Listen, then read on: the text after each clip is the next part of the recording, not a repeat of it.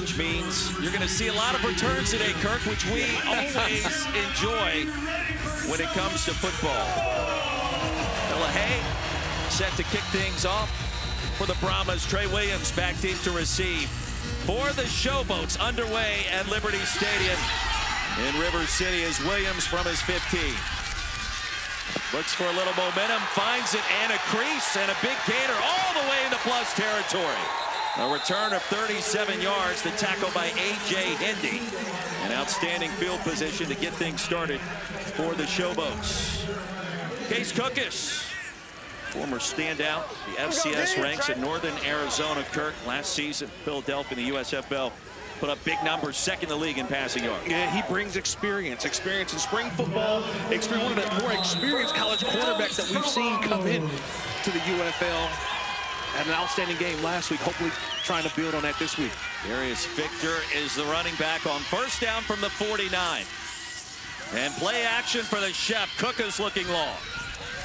He'll tuck it and run, get what he can, slide in safely. After a gain of a couple, give him 4. Left, 38 Ohio M, double stick, alert slice.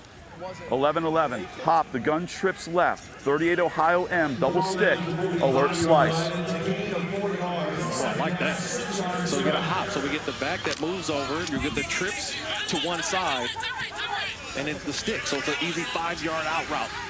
See what the defense does here. Do they stop right there? There's the back getting over. A quick little stick route.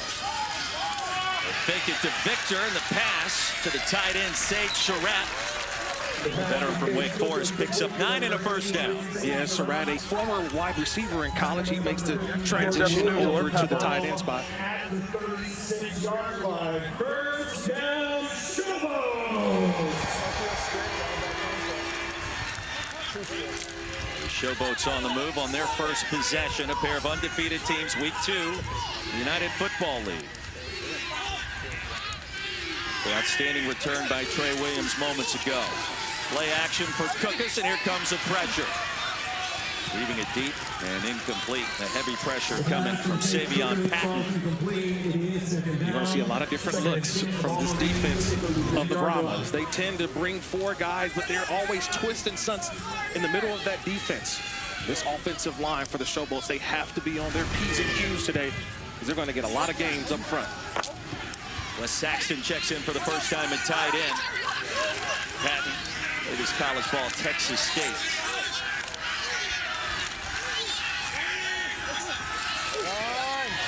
Off of play action, the slant, and it is incomplete. Looking for Dawood Davis. It's open for a moment, in and out of the midst. Number 23, Tabor. Down. Down and 10. And a big play early for the Showboats on the move on their first possession against San Antonio. From the 36. It was a wild week 1. We saw all kinds of fake kicks, wacky touchdowns, movement at the line, and the downfield heave is incomplete. Now Tim Ward jumped across the line of scrimmage. That should be a free play and a 5-yard penalty. Got offside number 8. Offside number 8. Still third down. Offside. Defense. Number 8. 5-yard penalty. Still third down. Stuart Mullins, our head referee. An easy call. That's an easy one. Just got to hold your water a little bit there, Ward, on the outside. He's got 3 guys lined up to the left of the center. That's one of what Wade Phillips' defenses like to do. Overload one side, get a single guy on the backside, try to mess up the count of this whole offensive line of the Showboats. 3rd down and 5. You wonder if it could be 2-down territory here. They'll try to pick up the first. Off of play action, they won't need it. Right at the line to gain, and that should be enough to move the sticks. Davis picks up the first down in front of Tabor rather. Nice job by Davis. He gets in. He gets a nice little stick route. He gets to the inside. He sells as if he's going into the inside on the left side of the screen. And he whips it right back outside. A nice little target, shows those hands, and an easy completion by Cookus for the first down. Cookus completed over 57% of his passes last week, over 200 yards. I mentioned all 4 unders hit a week ago. We expect more points today. Memphis trying to put a charge potentially in the over on this first possession across the middle. And the pass was hauled in by Davis, his second grab, and a pickup of 6. Devontae Beckett with a tackle. Davis goes 6'1", 195. And right now, you got to like this drive so far for the Showboats. This is how they want to start the football game. Getting the ball down the field meticulously, right? 5 yards here, 7 yards here. No negative plays for the Showboats. Sounds like you're a dink and dunker, Kirk. I didn't realize that. The big plays are coming, Roy. They're coming. We saw them last week in a couple of games. Let's see what happens here. Davis and Victor line up in the backfield. Victor with the handoff. Cook has actually had 15 of the 32 rush yards a week ago for the Showboats, a gain of 1 here. Tim Ward, the tackle. 91, you got the Falcon X Pro halfback rail. Okay. Okay, here we go. Wristband 91.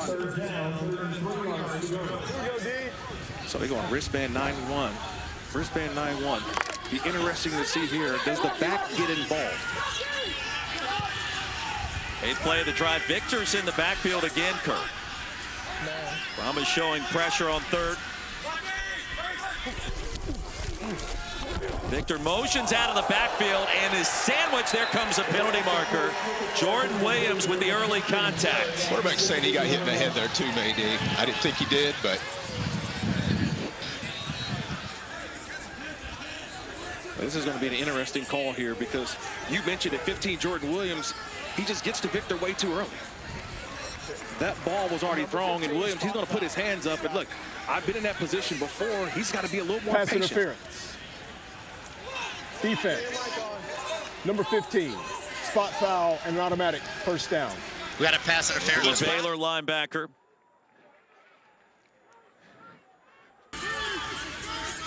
And a spot foul in that circumstance. So 2 costly penalties on 3rd down on this drive.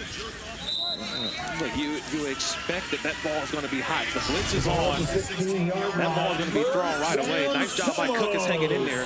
A little too early by Williams. 2 tight ends on the field for Memphis for the first time. Victor with a jump cut, and he goes nowhere. On the carry, number 27, Darius Victor to the 15-yard line. He's tackled number 94, Jalen Dalton. A.J. Hendy with the stop after a gain of just 1. You want to see what can this offensive line get some good push up front. These are big boys for the Brahmas that we got a chance to see at practice this week, Roy. They want to establish some sort of run game with Memphis.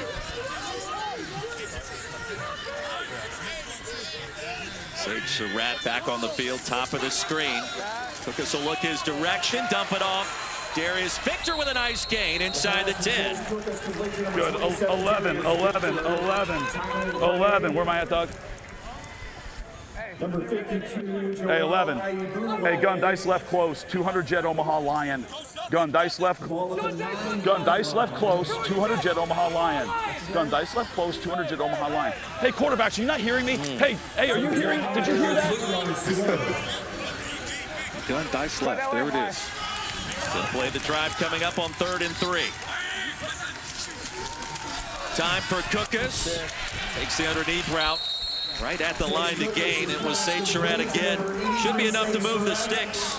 Tabor and Hendy combine on the tackle. Might be 1st and goal. What do you notice, though? Everything is quicks, right? It's quick. It's 1, 2, 3, and throw for Cookus. And now you expect San Antonio, the Brahmas, to have to bring some pressure if they're going to go get the ball off this quickly. Victor, a couple of early touches through the air and on the ground. Handoff here along the right side. And inside the 5, brought down to the 2.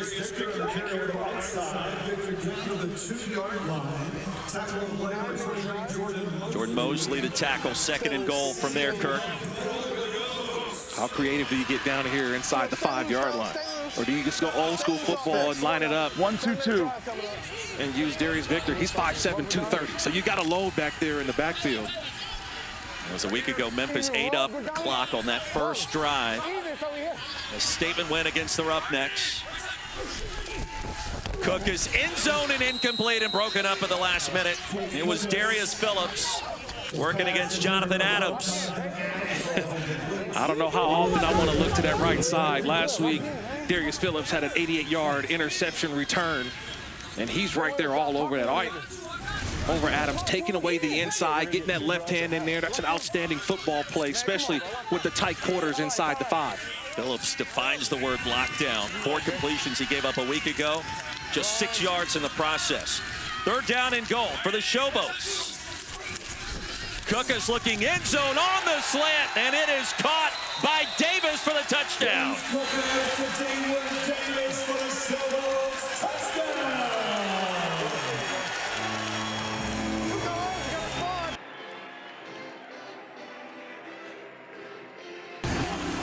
It's all about timing. You get Papali up to get to the outside corner, and Davis just comes and has enough room to allow that ball to an area, a space for Cookus to get that ball in. That's an outstanding job by Davis, corralling that football. A nice throw from Cookus. Memphis will go for 1 point from the 2-yard line. You also can go for 2 from the 5-yard line or 3 from the 10. Important to point out, a week ago, Memphis 0 for 2 when going for 1 from the 2-yard line. A lot to process and a lot of numbers. Joe DiFilippo said he's got to be better calling plays in this moment this week. Cookus towards the pylon. Did he get there? Yes!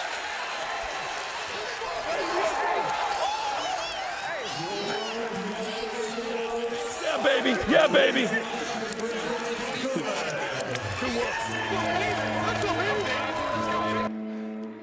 Touchdown and the 1-point try. The chef is cooking this afternoon. Let him cook. Let him cook. It's the touchdown throw to Davis, and then getting to the outside for the 1-point conversion. Nice job, Cookus. Goes on. And a chance for all of us, Kirk, to learn a little bit more. Great to have you back, Mike. We missed you, brother. Matt Coughlin set to kick things off to Anthony McFarland. Recorded a touchdown a week ago, and check it, it's Aline. Straight ahead with another crease and another big return. Into plus territory, and San Antonio in business. As we check in with Eric McLean with Case Cookus. Chef, it's exactly how you drew it up. I just talked to you about it. You executed so well on first down, marched down the field. What happened out there? Yeah, I think we were getting some looks. They showed us in film. Got behind the chains a little bit here and there, but we were 3rd and short rather than 3rd and long over and over again. So you're looking at this iPad right now. You're seeing live plays right now. This isn't stills. Yep, no, absolutely. We're going to go through it right now, make any corrections we need to make, talk to all the guys we need to talk to, and then get back out there for the next drive. Roy? Emack, he was 3 for 3 on 3rd down on that drive, and a good start for the Showboats. Straight ahead goes McFarland. And a gain of 1, and that's it. When Meeks made the tackle. Good shit, Meeks. Chase Garbers, under center in the shotgun today. Learn how to manage the game with the Las Vegas Raiders. And experience a fierce quarterback competition at Cal. Back in the old school Pac-12. Good start for him a week ago, completing 76% of his passes in the win. Dime look for the Showboats. And Garbers to the air, dumps it off. Kirkland, his favorite target, head to the 35 in a gain of 5. The one thing you're going to see with Chase Garbers is that he's calm. He is cool. He's relaxed in the pocket, Roy. He never seems like things are sped up for him. So he's always got a backup plan. He's got an audible in his head to watch the way that he plays the quarterback position. 3rd down and 4. First big play for the Brahmas, led by Wade Phillips. Has over almost 60 years of coaching experience on his resume. Sticks. He's yelling out the sticks. Know where the sticks are on 3rd down. From the 36, the draw. And it goes nowhere. Bottled up and driven backwards. That'll be a TFL. And leading the charge was Lawal. Well, if you're going to run a draw play, you need watch 45 in the middle. 45 in the middle linebacker, Malik Lawal. He sees it, and once he goes, you see ball, you go get ball. That's a tackle for loss on a 3rd down play. Sometimes it's that easy. See ball, get ball. I like it. Brad Wing steps on the field. And this isn't your ordinary sometimes punt. You got to watch out. We saw a lot of theatrics last week. with this Brahmas punt team. Theatrics equating to a fake kick that resulted in a long touchdown strike to the center, Alex Mollett. Yeah. Anytime you see a punter with a visor on, be aware of what's happening. Oh, yeah. He's I'm just not your ordinary punter. I'll take the delay of game. Delay of game. Does he want the yardage? All right, go ahead, back him up. He does want the yardage. Got it. Delay of game. Kicking team. 5-yard penalty. Still 4th down. It turned Stuart Mullins around when he did it that time. I know this for sure. The Showboats, their punt return team is on high alert from what happened last week. They saw the fake. They saw what could happen. Trust me, they are totally, they understand it. They got to make sure they got all eyes on this punter. How about the Showboats defense forcing the 3-and-out, wasting the outstanding field position. Elder drifts away from the football, and it is brought down beautifully inside the 5. Garrett Nelson, the outside linebacker. Tremendous job. 3rd down stops. Sometimes they come on an incomplete pass, but the linebacker, Lawal, getting in, getting the defense off the working with its quarterbacks and making sure that they know what to expect to see on game day, Kirk Morrison. Yeah, A.J. Smith, the offensive coordinator, is one of his inventions. He actually was able to bring this over to his guys in his quarterback room. They're able to watch practice from each quarterback's perspective. So it's like practicing 3 different times in one day.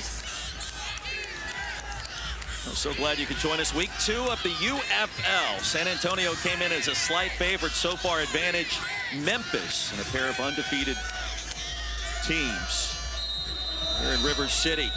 Case Cook is backed up deep in his own territory. That first drive, Kirk, 13 plays, 9 through the air, 4 on the ground.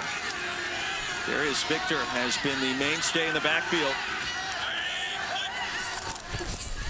Chance for the Brahmas defense. Victor tripped up at the 10. They'll stop him short at the 9, and we check in with Fitzy for an injury update.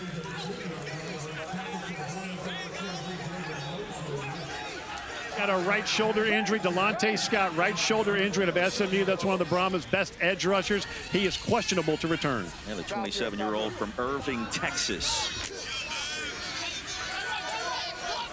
Appreciate that on 2nd down. Scott got the start at one of those outside linebacker spots. On the Jets sweep, Papali and the toe tap touchdown a week ago that had the interwebs talking, loses 5. And I love Tavante Beckett. You can actually hear him say, hey, where you going? He's right there all over. That's a nice, outstanding job. Watch 11. He just knows where to go. He gets to point B. Love David Gunn, Get to point A. Outstanding job there by Beckett. 75 chip hammerhead pump. Here we go. 3rd down and 10. Know where you are. Know where you are. Great point by coach. Know where you are. Feet are in the end zone. So understand where you are as a quarterback. Nice job by Coach DiFilippo. Let his quarterback know. Helps with broadcasters as well. 3rd and long. Cook is deep in his own end zone. Heaves one long and has a man. Underthrew his intended receiver in Dawood Davis. And penalty markers fly. Bryce Thompson in coverage. Got defensive pass interference. Number 1, defense. Incomplete pass, correct. 10-4. Getting all 15 yards. Got it. Pass interference. Defense. Number 1. 15-yard penalty and an automatic. First down. No. 11. Spot foul. That is a 15-yard play, but this should never happen. When you're backed up as a defensive player, the one play that hurts you the most is a deep play. Because no matter what, if that's even completed, if it's not completed, it's considered a punt, even if it's intercepted. So Thompson should have been a little bit deeper in his coverage and be a little more relaxed as that ball was playing. He panicked because the receiver got behind him. Thompson, the Irmo, South Carolina native who played his college ball at Tennessee. Another penalty on 3rd down against San Antonio. And the quick strike to Jonathan Adams. Good. Here we go. 2nd and 6. Crossing the 20. Good. 11. See if they play man here. 11. Hey, let's go wristband 5-6. You got the Z McCaffrey halfback rail. Wristband 56. 11. 56. Wow. 56, but he's also got the McCaffrey. I believe he's talking about Christian McCaffrey with the running back rail, meaning that watch the running back in the backfield, Victor. He could be on one of those rail routes, especially with the receivers up top. He may get 27 as a primary. Now lining up in the slot. There he goes. Victor. Cookus looks the other way, and it's incomplete. I love the innovation there, right? Because you have some NFL-type schemes. Go deep flip balls, call plays in the NFL before, but to hear that Hey, wristband 96, you got the Boston wrap. Boston wrap. Okay, wristband 96, the Boston wrap. Jalen Dalton crashing the pockets. 3rd down and 6.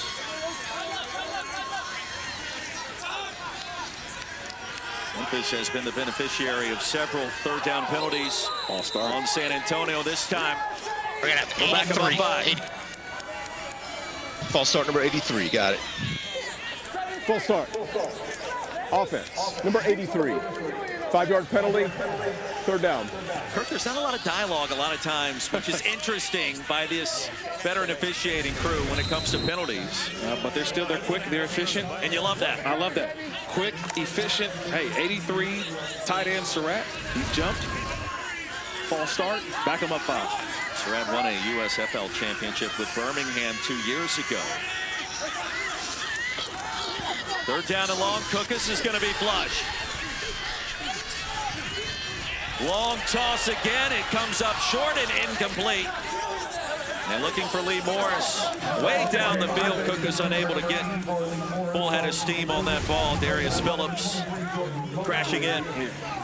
That's a nice job there by Jalen Dalton, flushing Cookus to his right.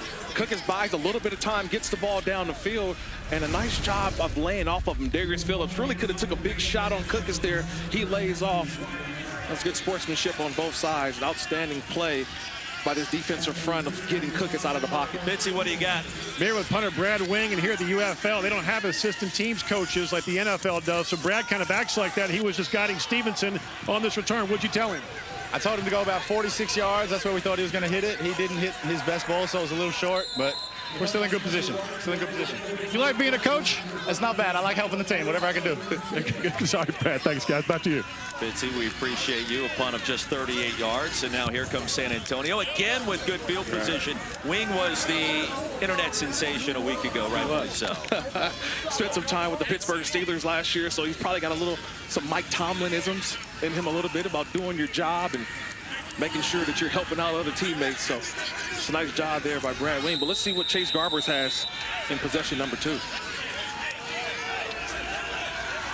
Anytime you throw a touchdown pass as a punter, it's a story. But anytime you throw a touchdown pass as a punter to an offensive lineman, it's something totally different. Through the midst of Kirkland, and one more look back a week ago, and the sensational play and the efforts of Wing here. It's Wing just buying time. He gets all the way to his 3rd option on the play. That's Mollett, that's the center, Alex Mollett. Outstanding play. That was caught the internet by storm last week. The thick 6, as they call it. Guys, that's the way you do it, all right? That's every offensive lineman's dream.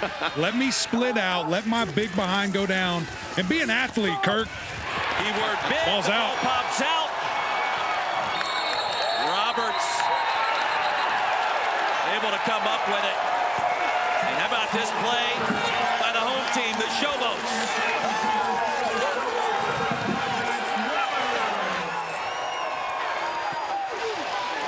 Maximilian Roberts. So result of the play. Penalty marker is down. It's a fumble recovered by the defense. Recovered by the defense. I ruled that he was touched while on the ground. Then he was down by contact. Right. And then you have a UNS for slamming his helmet. Correct. I have the same thing, UNS. For number 9, yeah, his first. All right, so we're going to go back. Perfect. 15 from here. All right, thank you. Going on the field is a fumble recovered by the defense. 1st down Memphis. After the play was over, unsportsmanlike conduct. Number 9, Memphis. His first of the game. 15-yard penalty, 1st down. And that was Maximilian Roberts. That's his 2nd sack on this season so far, and he beats Filaga, the left tackle. Just a nice little move on the outside. He gets to Garbers, gets the ball out, and recovers it. And then at the end, a little bit of extracurricular after being thrown to the ground, but it was an outstanding rush. He gets to the outside and finishes at the quarterback. It's a blindside strip sack for number 9. And Maximilian Roberts Boston College veteran. After the penalty, moves the football all the way back to the 49. Case Cook is back on the field. He'll rocket ahead. Crossing the 40, close to a first down. Give him a gain of 9. Williams and Tabor combined to make the stop, but Cook has some jets. Yeah, that's in his bag. He did a little bit of that at Northern Arizona, and now he shows that he can do that here at the UFL as well, utilizing those legs. 15 minutes in, the home team out in front, 7-0. And the Showboats doing a little showboating in front of the home crowd here in River City. They would Davis an early touchdown, and here we go. On ESPN Plus, Kurt Morrison, Roy Philpott, Ian Fitzsimmons, Eric McElwain with you in Memphis. 15 minutes in the books. Showboats on the move against San Antonio in a battle of undefeated teams, week 2 of the UFL. Or do you take a shot at the end zone here coming out of a break? The answer is always yes. Yes. Instead, it's Victor, off right tackle, plunging ahead. He'll pick up a first down on 2nd and short. You get the positive gain for a first down. And now you're inside. Oh, it's called a high red. Lexus, Ohio. Right, where you've got an opportunity to get the ball down the field. Nice little trick play, something to get the defense off guard. You said trick play? Eyebrows raised. This time it's Victor again. Over left tackle, barreling his way ahead to the 30, an 8-yard pickup. Something that Memphis was unable to do last week is establish the run. Yeah, they're rolling now. Get some nice gaps, and Victor's feeling his way through. Right past 99 deep cross. 11 West. Back there. Gun trade right past 99 OZ deep cross. See if we get man here. Yeah. After 3 straight runs, this does not sound like an attempt on the ground. But with the tight splits by the receivers, watch the underneath crossing routes, he just said. He'll fake it to Victor, looking long. Cookus got it. Has his man, Davis. It'll be first down and goal for the Showboats. It's fun to forecast a play. That's a lot of fun. Davis down on that play, but he got the coverage that he wanted. Davis stays down. That's the longest play of the game. 23-yard gainer. Tabor also slow to get up.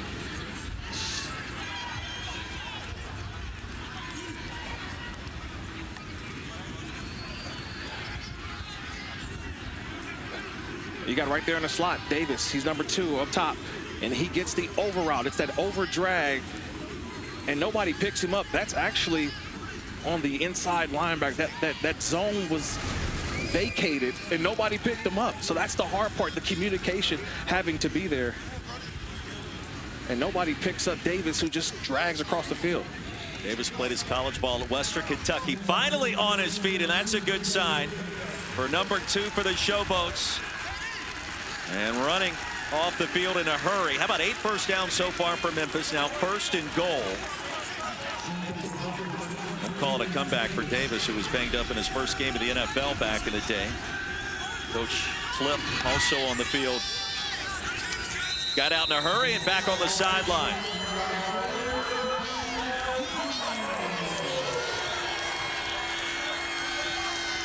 First down and goal.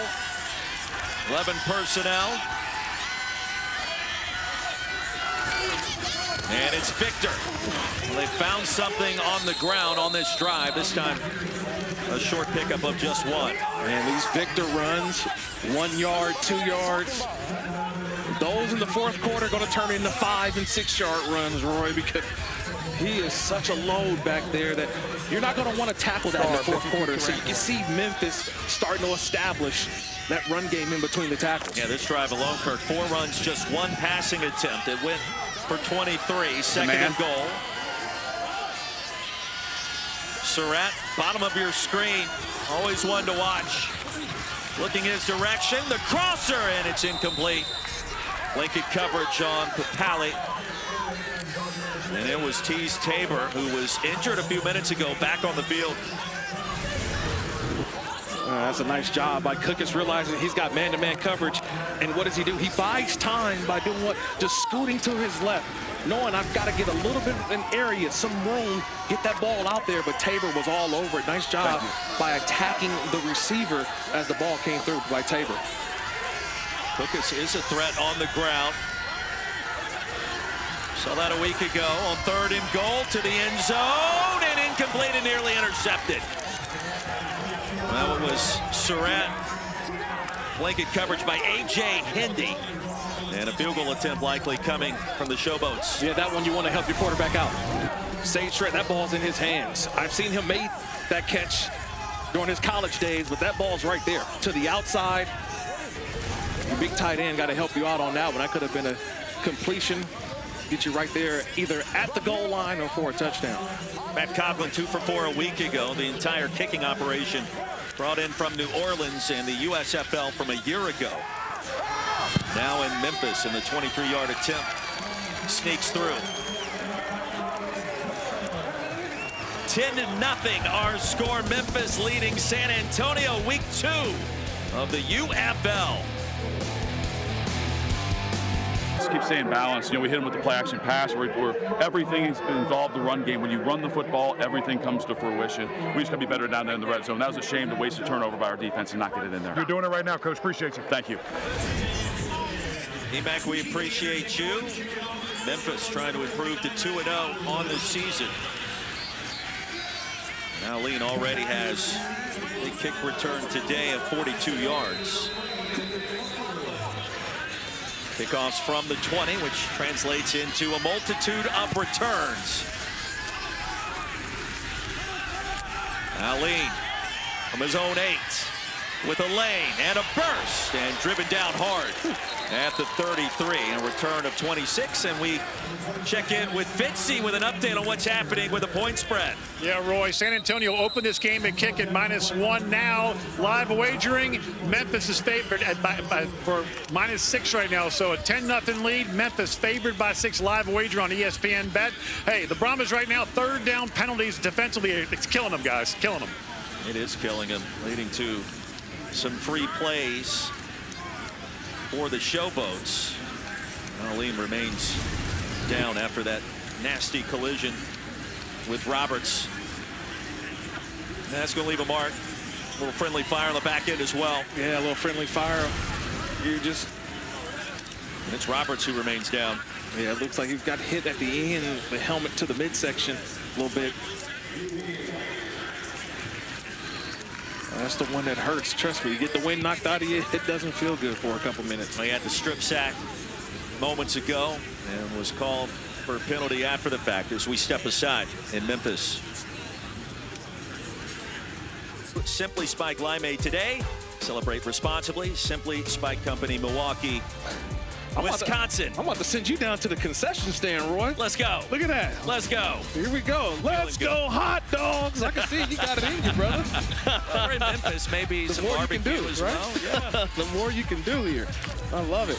Multi-talented. Meanwhile, San Antonio does not love this start. They have 5 offensive plays for -4 yards and 0 first downs. And A.J. Smith going to try to dial something up here. Chase Garber's back on the field. His team trailing by 2 possessions. John Lovett, his first appearance and his first touch. Spins his way for a gain of 2. The tackle by Woods. Blue check 15. Ace right, blue check 15. Ace right, blue check 15. Ace right, blue check 15. Ace right, blue check 15. Ace right, blue check 15. It's a huge drive right here for San Antonio. They need to get points. Need to gain yards. Find a way to get a first down.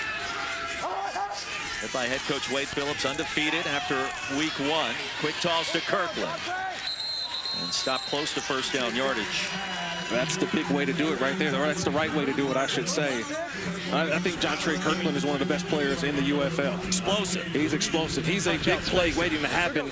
If you got the box, you can take it. Regular trace right, wide slow-mo Broncos punch-out spacing. A little spacing route. Get some guys in space. Kirkland in space, that's what you want. How many times can you get Jontre Kirkland in space against this defense of the Showboats. Arguably the best receiver in the XFL last year. Instead, it's Lovett, left tackle. And the very first down for San Antonio comes nearly 5 minutes into our second quarter. And you can exhale now. Yes, that's exhale if you're San Antonio. I know you were talking about exhale because you bet the under or the over, and in that circumstance, maybe it helps you or hurts you. And it's just as simple as making a guy miss. Lovett in the hole, makes one guy miss, picks up the yards that are needed.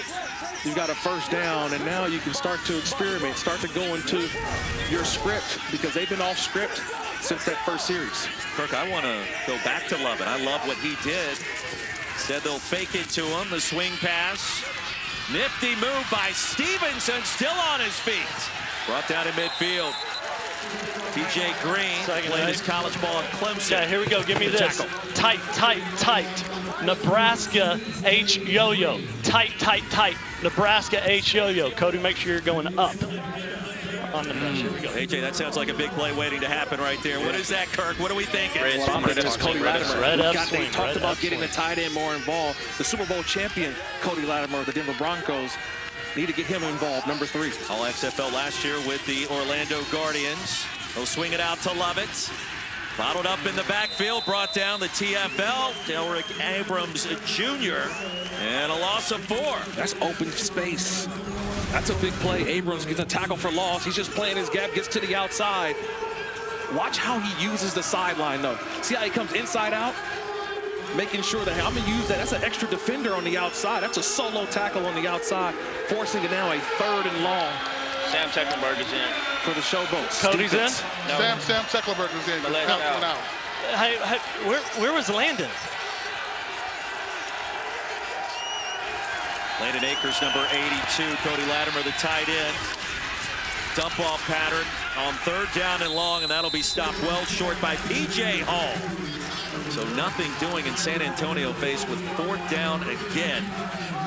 Sean Render, 52, involved on that stop. Alex Mollett just checked into the injury tent. Starting center grabbed that touchdown a week ago. Now Brad Wing back on the field for the Brahmas. Elder back deep to receive. Showboats have been show-stopping with his defense so far. 4th and 8. Wing's going to punt it this time. Elder from the 13. Waiting for the convoy. Jump cut. And a nifty return to the 28. A punt of 37. A return of 15. Tackled by Hindi. We remind you, coming up week 3 of the United Football League on the horizon. The Defenders and the Renegades kickstart the party at 1 Eastern next Saturday. Right here on ESPN in primetime on Fox. The Showboats, Birmingham Stallions. Then on Sunday, next Sunday, ABC, the Roughnecks and the Panthers, noon Eastern, followed by the Battlehawks and the San Antonio Brahmas at 3 Eastern. Week 3, UFL. It is back.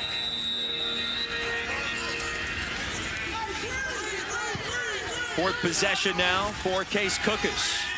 First 3 led to a touchdown and a field goal. Sandwiched around a punt. Cookus wide open across the middle. First down, Showboats. Surratt, boy, he's been a weapon, old number 83. Yeah, well, that's an easy one. That's called hookup. Basically, the tight end gets out of his position, goes into the middle of the field, turn around, show hand, ball's there, hookup. That's a 5-yard route that turned into a first down play.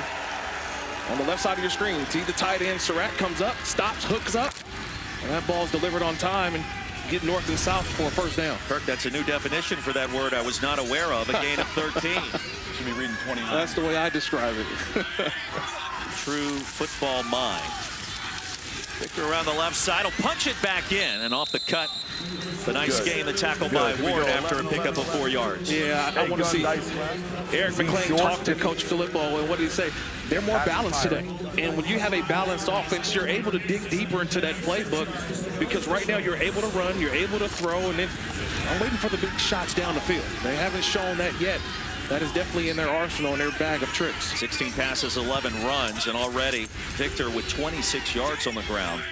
As a team, Memphis had just 32 a week ago, most of those by the quarterback. Victor's been active and shoved out in plus territory, close to another first down by Barnes.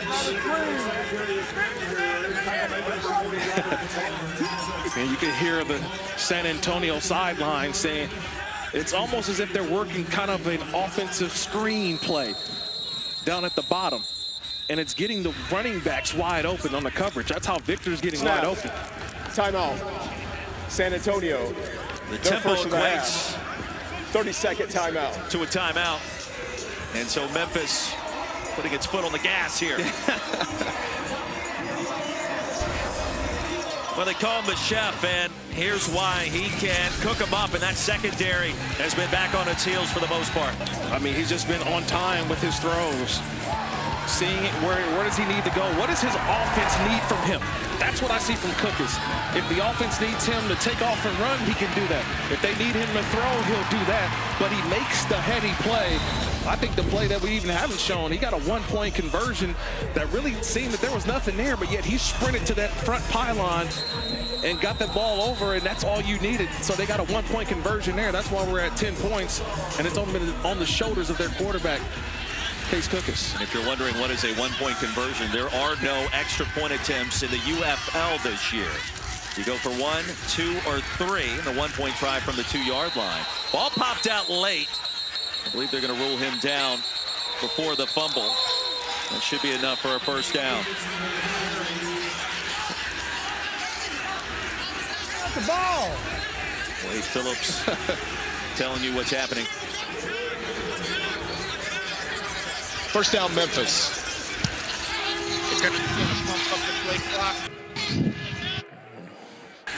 Just taking another look.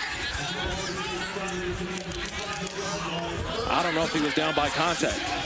Monte Beckett stripped it loose. 10 first downs for Memphis, 1 for San Antonio. Well, let's see. They want to take a look. Prior to the snap, the game was stopped by replay. Took it to ruling on the field and down by contact. Let's listen in to the U.S. Army Command Center with Mike Carrera. Okay. So they follow through to the...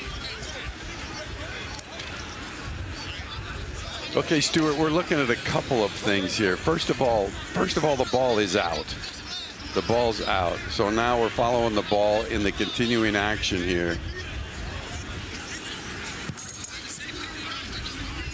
And right, and so we've got the recovery at the sideline. It's interesting. We've got the recovery at the sideline. What's the yard line?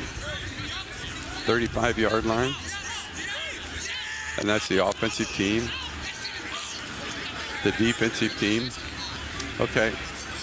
Okay, here we go. We actually, the only question is the continuing action. Did anybody stop with the whistle being blown? Everybody's pursuing it. And then it's picked up by number 2, who takes the ball at the 35-yard line. So we're going to reverse.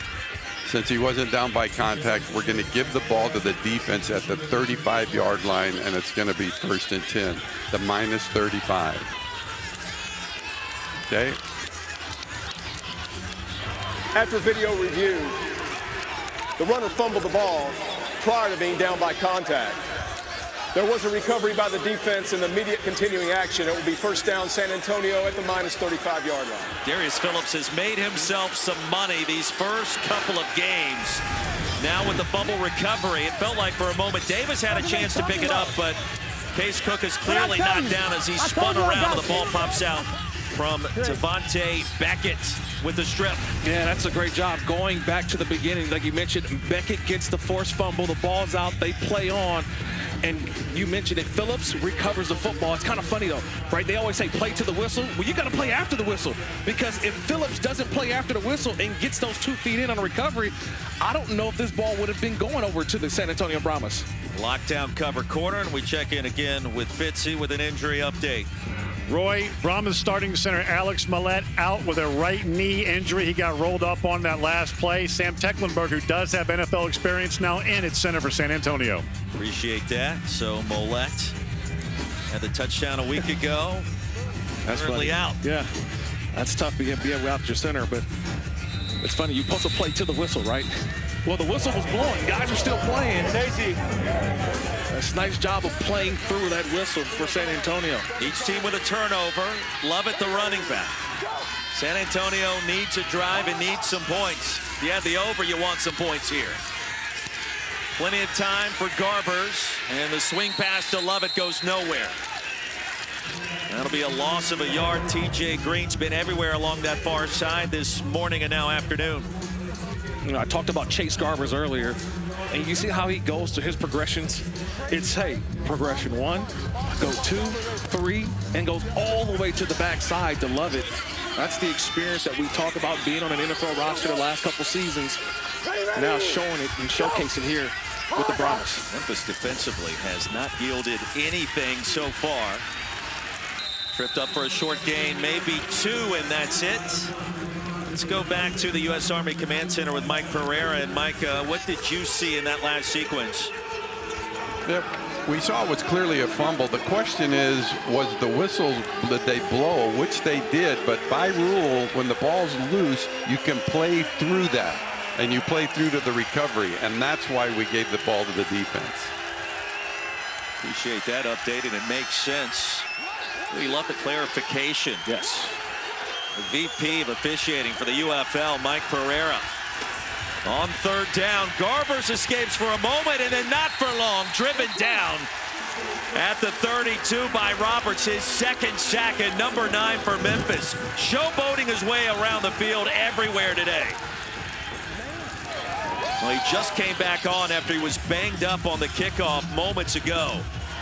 It's just about being active. Maximilian Roberts, you got to watch him here. He's always around the football, and he's never just on his initial move. It's get up the field. It's not there. Now it's just about effort. It's effort. Find the quarterback. And Maximilian Roberts is showing why he's one of the leading sackers in the UFL. Effort plays. Wing turns it over beautifully. Elder from the 20. Brings it out to the 32, a return of 12 after a punt of 48. Week 2 of the United Football League continues tonight in primetime on ABC. Renegades and Battlehawks. Then tomorrow, the Stallions and Panthers kick off at noon Eastern on ESPN. And the Roughnecks and Defenders also tomorrow, 4 Eastern on Fox. And don't forget, ESPN ABC games also on ESPN+. Standings look like this. Both of these teams undefeated currently. Yeah. San Antonio in the XFL Conference and Memphis in the USFL Conference, all a part of the United Football League, Kirk.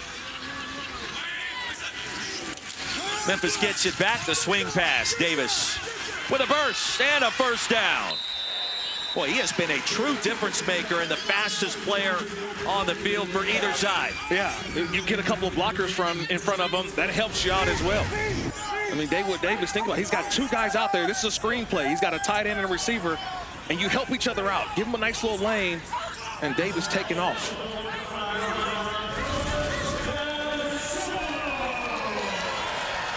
Four catches, 37 yards for number 2 for Memphis. Case Cook has told us this week he is my go-to guy. He has been that and then some today. J.J. Wilson on the field for the first time at tight end. Pressure through the A-gap and a sack. Jordan Williams shot out of a cannon. Oh, you dream of these types of plays right in the middle of your screen, right over the center.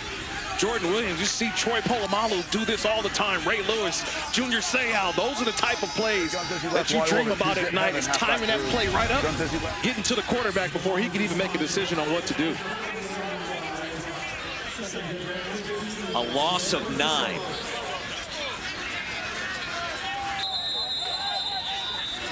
And a 2-minute warning hits. Memphis pitching a shutout. Cookus trying to get his team back on the move as we step aside.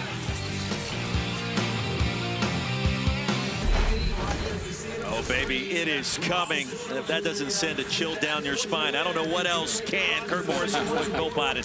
The SEC will be featured front and center on the ESPN networks. You take a look at 15 players from the conference currently combined on these 2 rosters today. And in Memphis, it has been a huge advantage for the Showboats. Titus Swin on the field for the first time. At running back, he'll get the swing pass. Shoved one defender aside, then rammed out of bounds hard. That was Jordan Williams. 2-minute mode. That ball's in bounds, so the clock is still running. That's a good drive, sort of a drive starter. After coming off of the sack, 2nd and 19, get back on track. That's a nice pickup to get you in a reasonable opportunity if you want to go for it here.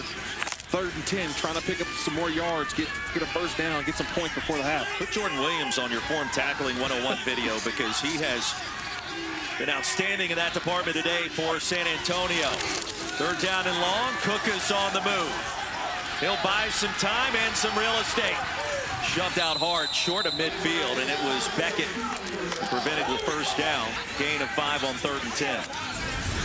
I love the way that Cook is able to just keep plays going, keep plays alive. Nice job by the Brahmas of getting him out of the pocket, but he keeps his eyes downfield at all times. He's always trying to make the big play, but this defense, as fast and aggressive as they've been, they've held this to a 10-point lead. This should be a much bigger lead for Memphis, but the defense of the Brahmas able to make a stop. When you say it should be a bigger lead, that's an understatement. 135 total yards for the Showboats. Just 8 on the board. 8, not points. Yards in the first half for San Antonio. Stevenson back deep to receive this punt. And Marquez from his own 3. Waiting on the convoy. He turns it back against the grain and driven down. A punt of 48 yards, and the return went nowhere. Quentin Meeks the tackle, and Shelton involved in that stop as well. And once again, the Brahmas backed up deep on their own end of the field. And with 3 timeouts left, Memphis is like, our coverage has just probably got us another opportunity at a possession. So you want to keep San Antonio down inside this 5-yard line. Depending on what happens. Stops. Okay. With those timeouts, that's what Coach DeFilippo is telling us, guys. We got 3 timeouts. We may get one more opportunity at a possession. Wade Phillips coaching football for 55 years. That is not a mistake on the number. That is not a typo. 55 years. Handoff straight ahead. Stop at the line. Jordan Ferguson met him at the line of scrimmage with Kyrie Woods. And a lot of whistles being blown at the same time results in a timeout. Split it. Oh. Memphis, their first of the half. Showboats have come to play today as we take a look at today's game flow, brought to you by Progressive. This defense, led by Carnell Lake, the defensive coordinator, they put on a clinic in terms of open field tackling, but the way that they've swarmed and corralled Chase Garbers, the one thing you can say is they've been on point defensively, and everybody doing what? Knowing where to be at. They're doing their job. They're playing physical, and they're also making plays. That's what's asked of you as a defense, to come in and make Garbers uncomfortable. Just think about it. He's been, last week, things seemed a little easy for him. This week, a little different. Hey, Malik. I want to know what Maximilian Roberts had for breakfast this morning, because whatever it was, I want to have it tomorrow. Absolutely. Maybe that'll help me out. I'm telling you this, they're giving him opportunities to go rush. Number 9, he is now a problem. And if you're San Antonio, you got to locate him every single play, as he's been in that backfield all game long.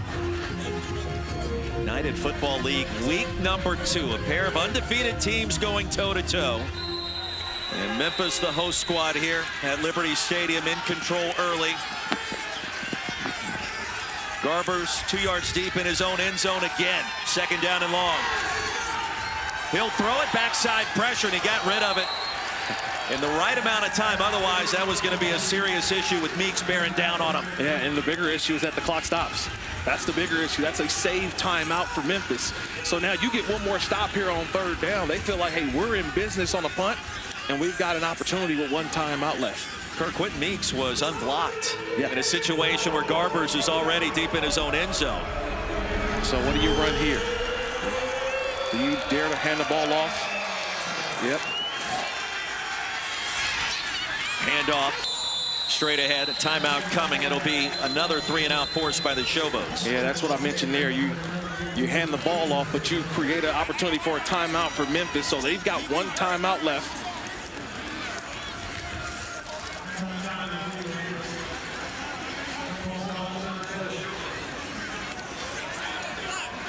2 seconds back on after the tackle of McFarland by Lawal. That's just how huge that second down play was. You mentioned that Memphis brought the pressure. Carnell Lake decided to bring some pressure through. Chase Garber's off.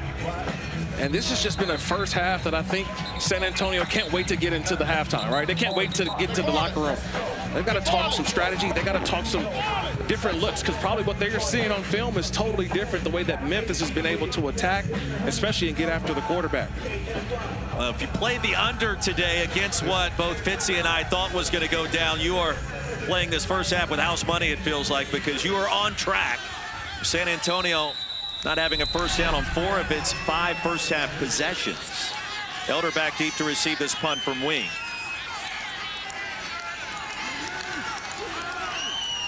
All 4 games hit the under a week ago, week 1 of the UFL.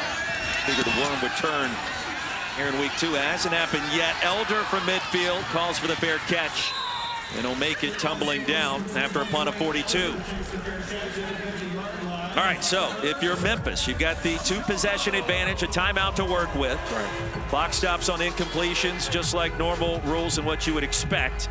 37 seconds. What are you thinking? Close. 3-jet salsa. I mean, you've got an opportunity to use the entire field as well. That one timeout is huge. 300-jet Dragon Lion. Gun Dizzy left. 300-jet Dragon Lion. 300 jet, so that's the pass pro. So 300 jet with the Dragon. So you may have the combination up top where he can look to get the ball to the inside and get out of bounds. Dime looked defensively, swatted away, and coming in quickly was Bryce Thompson. It'll be second down. And he went double slants up top, try to get the ball inside. And the one timeout I mentioned is so critical at this point in the play calling, I think, for Coach DiFilippo. Because you can utilize the whole field. You don't have to just rely on out-breaking routes to get out of bounds. Coughlin does have a strong leg. The kicker for the Showboats connected on one from over 50 yards a week ago. Cookus all afternoon surveys and takes off. Case Cookus with a first down and a lot more. Stutter steps out inside the 30. How about the block coming in by Victor moments after Cookus took off and a gain of 22. Yeah, Roy, I felt that one up here. Just watch the running back. He's going to be on the right side of your screen. Cookus gets out of the pocket, and watch number 27, Darius Victor, coming to your screen with a that was a block that I heard all the way up here, and he got the better of Jordan Williams, the linebacker, and Cookus steps out of bounds. And the outstanding form tackler was on the wrong end of that collision that time. Longest run of the game, and it comes from the quarterback, Case Cookus. Looking long, he goes short. Davis was thrown down quickly. Okay, 2nd and 10. Oh, we're inside field goal range. And if you had Case Cookus as our leading rusher, you are correct. 43 yards on the day. Well, he did it last week. That was one thing. He can kind of be sneaky athletic at times. I don't even think he's sneaky athletic. The dude just can, he's got a good feel of the game. And if you cover down, he's going to take off. 22 seconds remain, a timeout to work with for the Showboats. Already in front by 10. Cookus avoids the pressure, has a man in zone and incomplete. Jonathan Adams was open. A penalty marker flies. Darius Phillips in coverage. 15 here, full 15. Defensive pass number 2. Okay, we're getting all 15 yards. Sorry, I can't hear you. Did you say number 2? Number 2. Got it. We're getting all 15 yards. Got it. Pass interference. Defense, number 2. 15-yard penalty and an automatic. First down. So, Kirk, that's the 3rd PI infraction against San Antonio in the half. Yeah, first of all, how do you get beat deep in this situation? You should already stay on top. But the double move and a nice throw by Cookus, I don't know if that was pass interference. I just thought that was great coverage by Phillips. He got there, and the ball bounces off the Adams on the face mask. I don't know if that's a penalty. I thought that was just a great defensive play by Phillips. Another first down, the 12th of the half for Memphis. Cookus in zone, Davis, and out of bounds. Wade Phillips didn't like that call either, apparently. No! You've got to be kidding. I'm I'm right there with Wade Phillips on that one. I just thought that the initial play was that Adams ran the double move. And so Phillips was behind him. He regained and got into excellent position. That ball just went off the face mask of Adams. I thought Wade would challenge that call. He did not. Surratt has it, dances out. Just a couple of seconds remaining, and we'll see if Memphis wants to try one more play, a 6-yard gain. 7 seconds remaining, and still the timeout. The timeout, but that was a great point by you. Hey, I would here's have what loved to we're see gonna do. Wade Phillips challenge that play. Because I think that 12, would have been 12, one that would have been reversed and went for the defense. So an outstanding play by Phillips getting in late, and that ball just bounced off of Adams' face mask. But here we go. 3rd and 4. One last opportunity for a touchdown for the Showboats. Last play took just 3 seconds. On 3rd down, Cookus looking end zone right away. Flush, gotta go. Cookus wisely throws it away, and a late penalty marker comes in. 17 also, 17 in there. Okay, good. They crossed the line of scrimmage, 17 was it, or 17 was in the air. Either. All right, we're good. Okay. Stop, stop, no clock. Gotcha. No clock there. Till the snap. Okay, hold on 1 second. That's what you heard. We got, ask, does he want the hold on number 77? Oh, wait, hold on. No, wait. Yes. Okay, so the one thing that I did hear was so that the ball did get to the line of so you're scrimmage. going to decline the hold. No, sort of a runoff here as well. Correct. Even with the timeout. I'm sorry. I'm sorry. Hold on your My time, bad. 77. Does he want it? My bad. I went to the wrong sideline. I'll get it right. I'll get it right. I just like the apology. Yeah. I would say it's week 2 for all of us. He's going to decline. He's going to decline it. It's 4th down. Got it. Yep. Holding. Offense. Number 77. Penalties declined. 4th down. Jaron Jones, the guilty party, the starting right tackle. I just love this communication by the officials and how they got it right. I just love listening to it. And an apology as well. I'm sorry. We got to go back to the other side, Stuart. It's so many elements to each play. And I love the access that we're able to get, and we can hear how all the officials come together. Talk about, hey, what happened? Hey, initially we Hey, had if he declined it, when that would just back him up if 10 he yards. declined it, he can't go back, right? Yeah, no, he could accept it. But did he initially decline it? He could accept the penalty. He could accept it. Okay, Yeah. okay. Explain. And that's where they're going here now.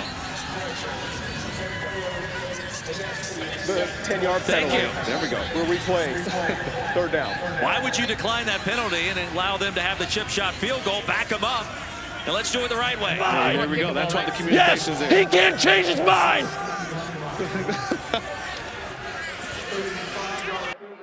Back to the U.S. Army Command Center with Mike Pereira. Mike.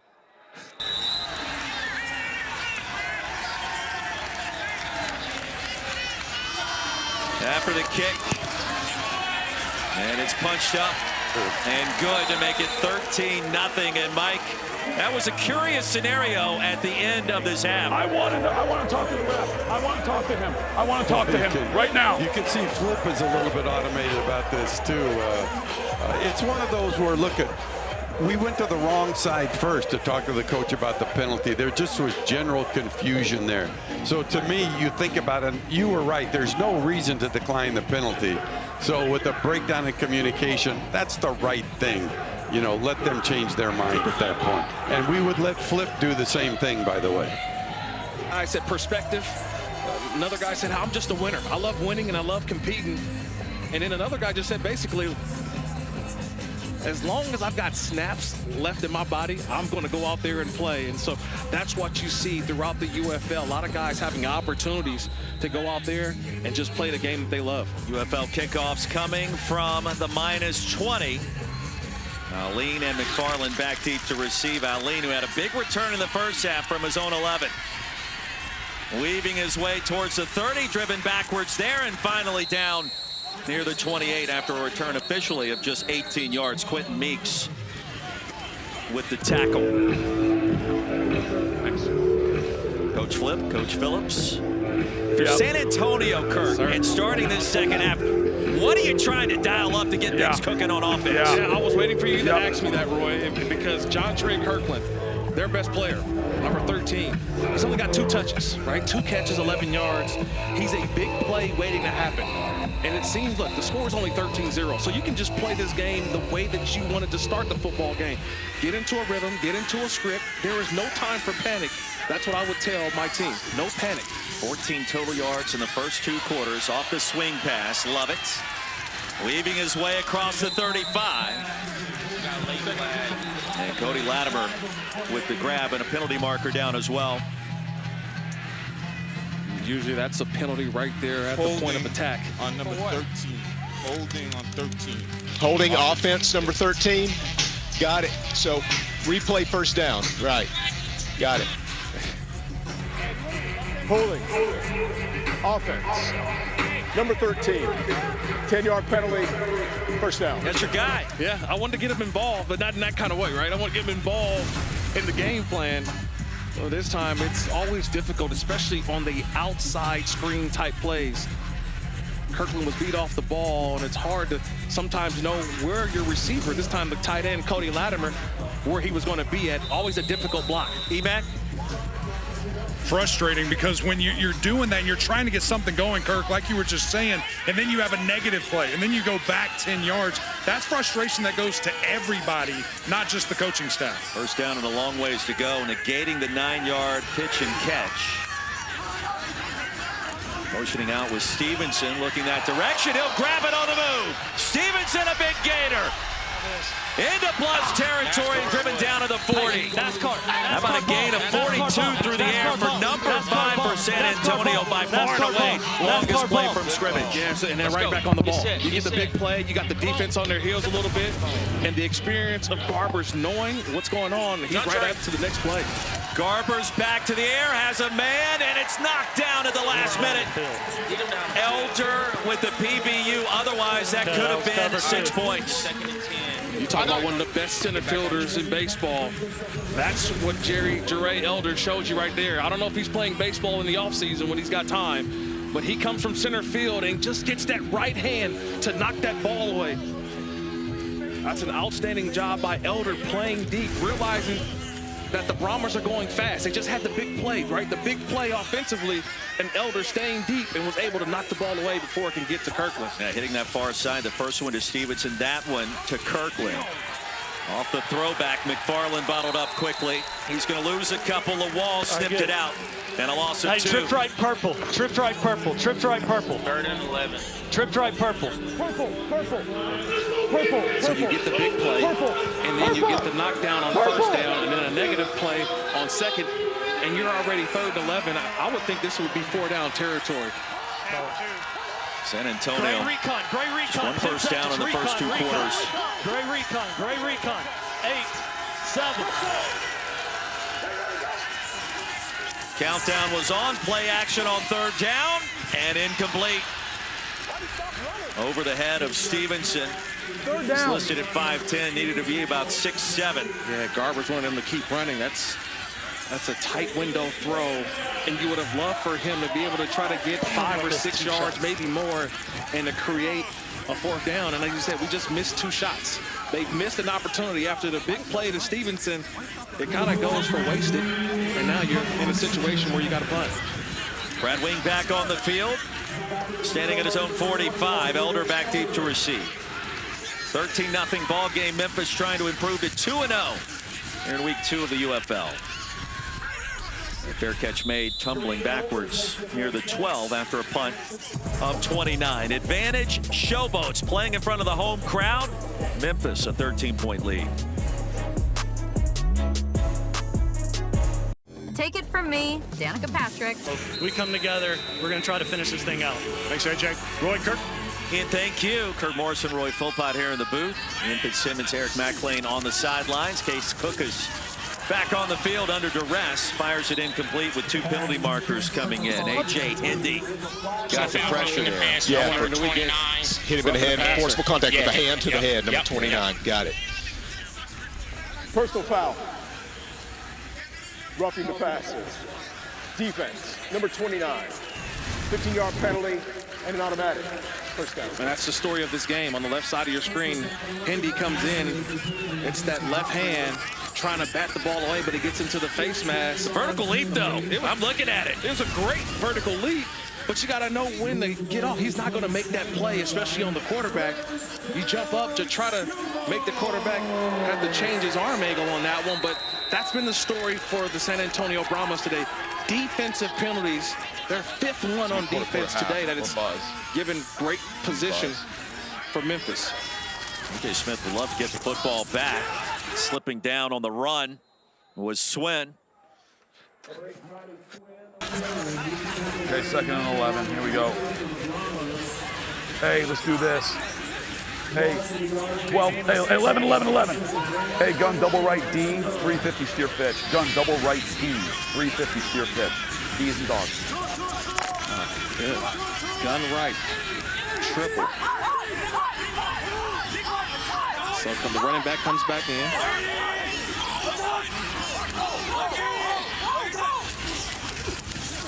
Empty backfield. Cookus going to move around and buy some time. Cookus.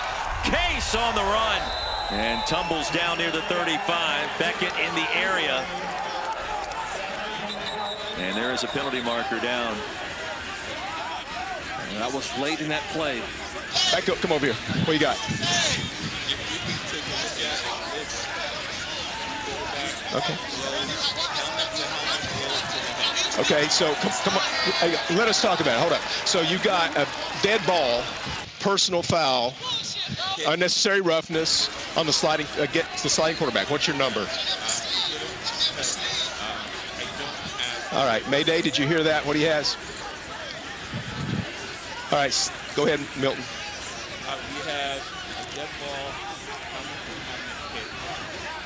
He has a late hit, forcible contact to the head of the quarterback after he was down. I see it now. Now, it's not a dead ball, so it's number 11. It's still a live ball, 11. but it is a helmet-to-helmet shot.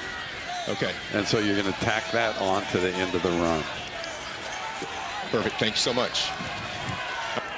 Foul. Unnecessary roughness. Defense. 15-yard penalty and automatic. First down. Heard there from Mike Pereira, VP of Officiating, back at the U.S. Army Command Center. 33 yards on this drive alone. The last one, the penalty yardage coming from Devontae Beckett. Great communication there by the officials in the command center as well. Realized that was not a dead ball play. That was actually while the play was live. So you take the yardage from the play, then you add an extra 15 on at the end. Great communication there by the officials. Troy Williams in at quarterback with Cookus on the sideline for the moment. And the inside handoff. On first down, that's a couple by Titus Swin. Give him 2 yards.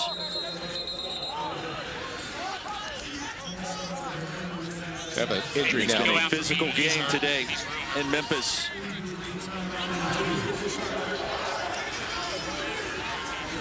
Wes Saxton remains on the turf.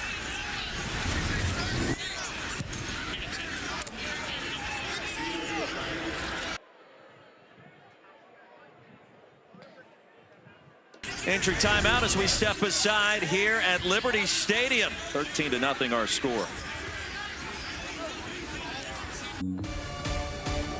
Another 4-pack of games headed your way starting next Saturday. The Defenders and Renegades at 1 Eastern on ESPN for Week 3. The United Football League, the Showboats, take on the Stallions at Fox at 7 o'clock Saturday night. Then on Sunday on ABC, the Roughnecks and Panthers at noon Eastern, followed by the Battlehawks and the Brahmas at 3 Eastern. And in case you missed the memo, how about the partnership announced earlier today between the United Football League and the United States Army, which the Army has been named the presenting partner of the league. And together, the two organizations coming together provide leadership initiatives across the board. And an outstanding partnership here for the UFL. Case Cook is back on the field, appears to be healthy. Launching deep, and the pass is reeled in, but it is out of bounds. Is he out of bounds? Is he out of bounds? Brought it down, but you got to have 2 feet in bounds in the UFL, Kirk. Yeah, he only got 1 of those feet down. A nice play call. Little sprint out to the right.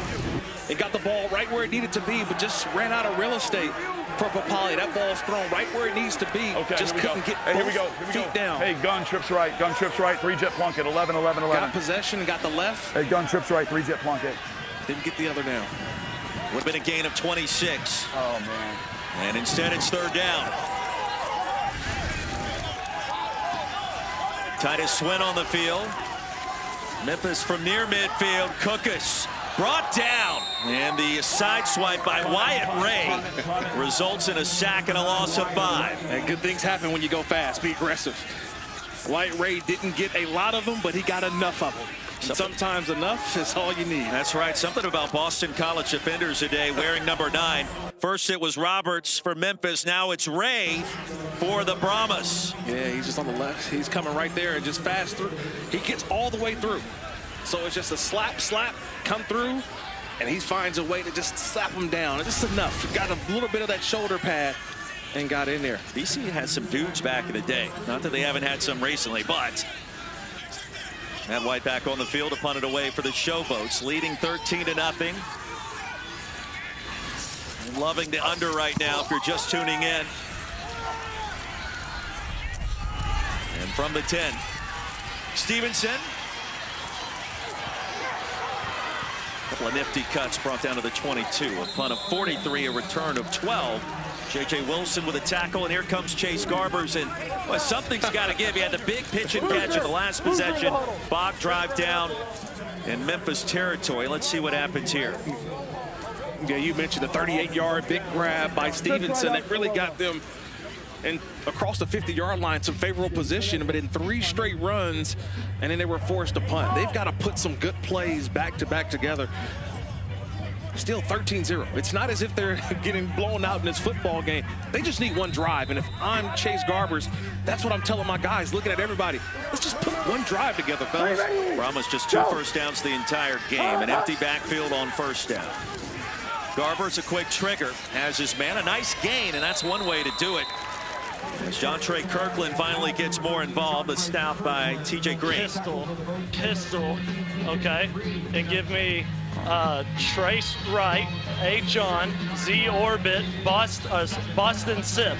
Trace Right, Y on, Z orbit, Boston. Z orbit, H on. A.J. Smith said he liked his team facing adversity for the first time. Yeah. That is an understatement at this point. Here comes the Z orbit motion. The orbit gets over the top. It's Justin Smith. Movement and a penalty. I got a false start, number 75. False start, number 75. Got it. Thank you. Full start. Offense, number 75. 5-yard penalty. Second down. I'm just looking at here. That last play, there was just 5 wide. Everybody's out. Nobody's in the backfield. And I'm looking at Eric McLean. Help me out here. When you got an offense that's kind of struggling a little bit to protect, how much do you go into empty sets to allow the quarterback to see the rush? Well, what the empty set does is it allows you to get the ball out quick, right? You're going to have answers, but it definitely puts stress on your offensive line. If you're not communicating correctly, if you're not on the same page, it can be a really bad spot. But I like it because it speeds everything up, Kirk. I think that's what we're seeing now, Roy. They're speeding things up. They try to get the ball deeper down the field, and now they're like, look, let's just get some positive plays going. So it's not going to be the 30, 40-yard gains all the time. We need some 5 and 10s and start to stack those up. Third down and 6 after the grab by Smith. A tackle by Meeks. What's the money down? They've got to convert one of these at some point. But Carnell Lake, defensive coordinator for Memphis, his guys have been great. Watch on the outside, though. Max Roberts, number 9. That's who you've got to watch. Another penalty. Movement at delay the line. Game, offense. Delay. Snap, delay game, delay offense. Game. Got it. Delay of game. Offense. 5-yard penalty. Third down. 10th penalty against San Antonio today. A little sloppy. Their first game on the road. Last week they were at home, San Antonio, in the confines of their own facility. You feel a little comfortable. Got your home crowd going. They've been definitely off, have not been in sync on the road today. Under 7 minutes to go in a fast-moving third quarter. More penalty yardage piling up on the Brahmas. Third down and long. The swing pass is low. It's corralled and stopped short First down yardage is McFarland Jr. Had the touchdown a week ago. Not there. It was Woods that led the charge, and Kyrie from San Diego State, Kirk, got it done. Yeah, he's had a nice game last week. He was able to force the fumble that allowed McFarland to return it for a touchdown. It really got the scoring started for Memphis last week. And they put on a clinic today, Roy. Think about how many plays that we've seen on the outside the numbers on the perimeter.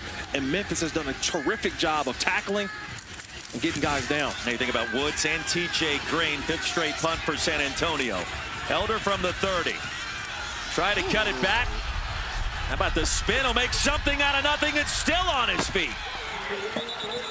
Stopped at the 46, a return of 16 after a punt of 45, and everything working in the favor of the Showboats.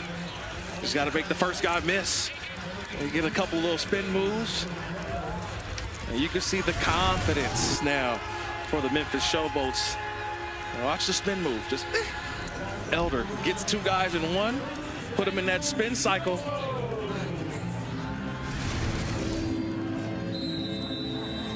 T-Mac, what you got? Yeah, guys, check this out. When I just saw Cookus walking out there, super ginger on that ankle. How is that going to affect the rest of this game plan? He has run so much today. It'll be fascinating to see the rest of the game plan. Eric Macklin reporting.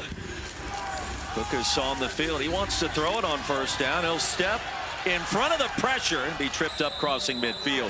Boy, for a moment, I thought he was going to race for about 40 yards. Instead, he picks up 5, Kirk. Yeah, he just has the ability. 11. And he's got a great feel that Gun if trio it's left, not there, 34 Marine just F go. bus on the color. Gun trio left, 34 Marine F bus on the color. Remember, you got a hard 7 look here, bud. Gun trio left, 34 Marine F bus.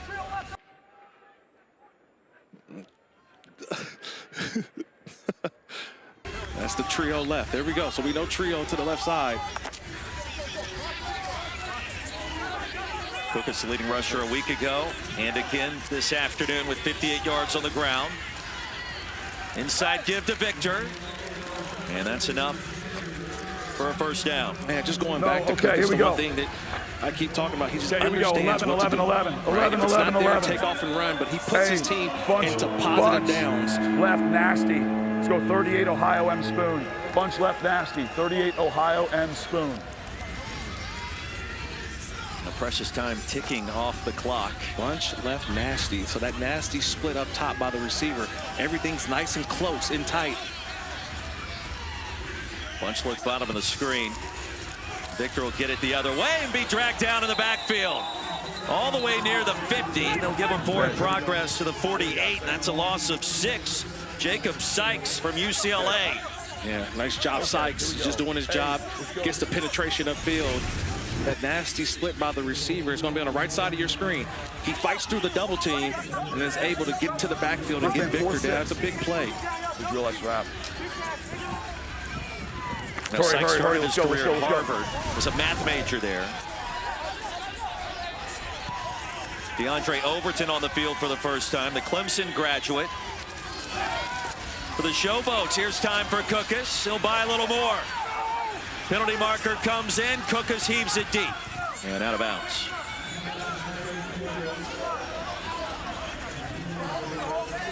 I think they're going to get 75. James Tunstall here. Holding offense number 75. Holding offense number 75, 10 yards. Got it. At the point of attack. Holding offense number 75. 10-yard penalty, second down. Yeah, Tunstall, he's listed as a right tackle. They moved him over to the left side. And he just, that's a hold. And if you're a defender, you got to sell it. Watch the sell at the end. He's like, hey, keep my hand up, keep my hand up. And that's Jalen Dalton. You got to sell it to the officials. Like, look at me, he's got me. Sometimes they give it to you, sometimes they don't. But a nice job by Dalton on the outside of showing I'm getting held.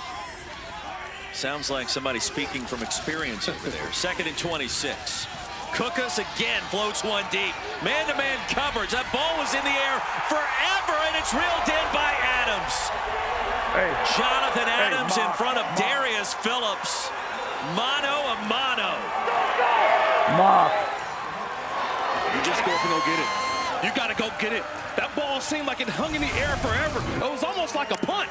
And we're waiting for the ball to come down, and all Phillips did was miss time time his jump. He thought the ball would sail more toward the sideline. He goes on the outside. Adams was able to just stay up and high point the football. And Cook, as he says, is relief. That probably wasn't his best ball thrown, but his player, Adams, making the play for him. It's a gain of 48. Go back to last week, and Darius Phillips gave up 4 completions for just 6 yards. That one went for 8 times as much as what he gave up a week ago. Yeah, it's just a jump. See, Phillips is in play. He's right there. He's just mistimed his leap.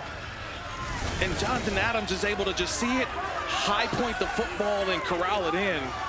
It was good defense till the jump came, and mistimed his leap, and Adams that was a hell of a catch by John. was able to make the play. Yeah, it was a hell of a catch, Coach. I hear you. Is it man? Second and goal from the 10. Cookus in zone and incomplete. Close to a touchdown, driven out at the last minute. Sage Surratt. Okay, here we go. 0-1, drifting across the middle in traffic. 0-1. AJ Hendy got there. Yeah, Gun flex left open to 51. Right one. On the left side of your screen, watch Hendy come through. And at the end, he's in the end zone. He just slaps it away with his left hand. He's reading the quarterback's eyes in the end zone, and he's guarding his player, but he sees where the ball is going. Do we need a Was able to timeout? knock it out late of Surratt. Big moment in this game here. If you limit Memphis to a field goal, still in position in a 2-possession game. Got to call timeout.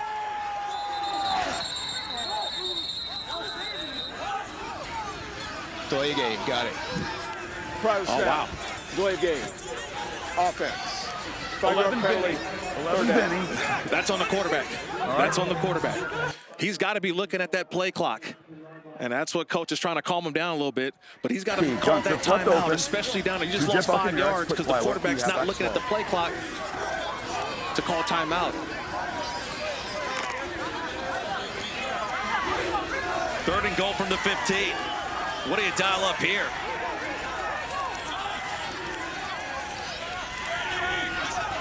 Pressure coming. Cookus across the middle. Crossers there. Pally stopped short of the goal line. 2 yards, in fact. It was Garrett Nelson. Kick it.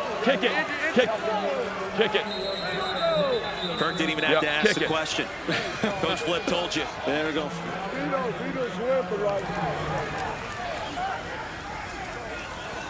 Bryce Thompson slow to get up. You know, last week they went that similar play combination, but Papali, remember, ran the fake inside, but he caught one in the back of the end zone for a touchdown. This time he ran the in route and was able to make it a little bit better opportunity for a field goal. Even with the conversion here by Matt Coughlin, still a 2-possession game. Don't even need to go for 3. The 3-point try from the 10-yard line if you score a touchdown either. I mean, I guess you could, but you don't have to. 22-yard attempt. The Michigan State graduate, Matt Coughlin, perfect today. After a 2-for-4 start a week ago. And he'll bang it through. 16-0. Memphis out in front of San Antonio. Don't forget, tomorrow afternoon, 3 Eastern. The place to be is ABC, the Women's National Championship. Caitlin Clark in Iowa against undefeated South Carolina. Pre-game special gets it all started at 2 Eastern. Plus, Sue Bird, Diana Taurasi will be back doing their own commenting on the game. ESPN and ESPN Plus. Roy, I ask you, was it a foul or was it not a foul? It was a foul. It was a foul.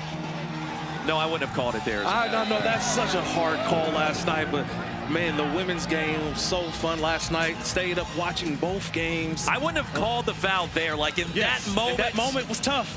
I mean, it was a close call, and that is something that decided the outcome of the game. And they bang, bang. They don't have a challenge call, a challenge flag. That's like correct. here in the UFL. Because if I'm Gino Auriemma, I'm challenging that call yesterday. Eric McLean, you were watching. What did you think? It was absolutely not a foul. I hate that they called it. As a competitor, as an Iowa fan, that's the greatest call I've ever seen. Maybe that's the key phrase there at the very back end. Ian Fitzsimmons, what did you see? I did not see a foul, but I was talking to Daryl Moose Johnston, 3-time Super Bowl champion of the Cowboys and one of the big wigs here for us in the UFL. He said he wouldn't have called it, but you don't break out that chicken wing. There was no reason they left that elbow, but I'm still not calling it. I'm like, Moose, you're a fullback. You can't be saying things like that. Come on, man. I'm not blowing the whistle there. No, that's a tough one, man. But Well, what a game we got tomorrow. South Carolina, Iowa. That's what we drew up, we thought, before the season started. Yeah, the rematch of the same two teams that met in the Final Four last year. Stevenson a high step and ushered out at the 42. And we're back down to Eric McLean. Case, I saw you going around to your teammates, getting everybody up, getting everybody excited. Why'd you do that? Yeah, so we got a lot of game left first. I mean, a whole other quarter to play. The defense is doing a great job, you know, and it's somewhere we can't let them slip back in. We got to keep scoring points in offense, keep getting stops on third down on defense. That's the second time you had to kick a field goal down in the red zone. How do you clean that up? Yeah, absolutely. We just got to execute first and second down. Kind of been our Achilles here the whole year here. But overall, we're still getting points while we're down there. So happy with the guys. We'll clean all this up. We'll watch some film right now, and we'll do better this next drive. Appreciate you, buddy. Roy? Still a two-possession game, Eric. Thank you. Chase Garber's back on the field. Something's got to give with his San Antonio offense. Brody Latimer racing ahead into plus territory. And that's one way to do it. The tight end gets involved in a gain of 14. Yeah, he needed that. That's just his third catch of the game. But they need those big plays from the tight end. Stockton. A tight end hybrid receiver, but he's a mismatch nightmare. They just got to find ways, especially headed to the fourth quarter, to get him the football. Third first down for the Brahmas. Kyrie Woods missed a tackle there that could have stopped that play dead in its tracks. Time winding down in our third quarter. Through the seam, there he is again. Punishing his way to the 25. Lawal, the tackle, a gain of 17 more. That was a 5-yard throw and hook up and catch, and he turns into what you said, 17 yards. So if that's going to be the guy that you want to utilize in this fourth quarter, we may see a lot more of number 3 for the Brahmas, getting a ton of football thrown his way. 31-year-old Cody Latimer. Couple of late catches. Come back with us. Still a two-possession game. And some drama yet to be unpacked here in Memphis. 16-0. The Showboats leading the Brahmas with 15 to go. Ain't gonna happen. It's 16-zip right now. So we lead St. Louis in the late game, -5, over 41 there. But in this one, we're cooked as Christmas dinner, man. Deep fried. Now, Memphis is favored by 13.5. I'm not even gonna give an opinion, and if I did, go against it. Fade Fitzsimmons is what I heard. First play of the fourth quarter. Garber's on the run. He's got a first down, a little bit more, and dances out near the 10. And I'm surprised that's his first carry of the game, or first time taking off. This is in his game, and he should be using this throughout. But this is the first opportunity he's had to go out, get out of the pocket, try to extend the play, but take off and run. And Garber's getting some yardage, some positive yardage, and keeping this drive alive. Still a two-possession game. It'll be first down and goal from the 10. And remember, you can go for 1 point after a touchdown. You can go for 2 points after a touchdown, and even 3 from the 10-yard line if you choose. Wide open, Stevenson! And finally, San Antonio finds a way into the end zone.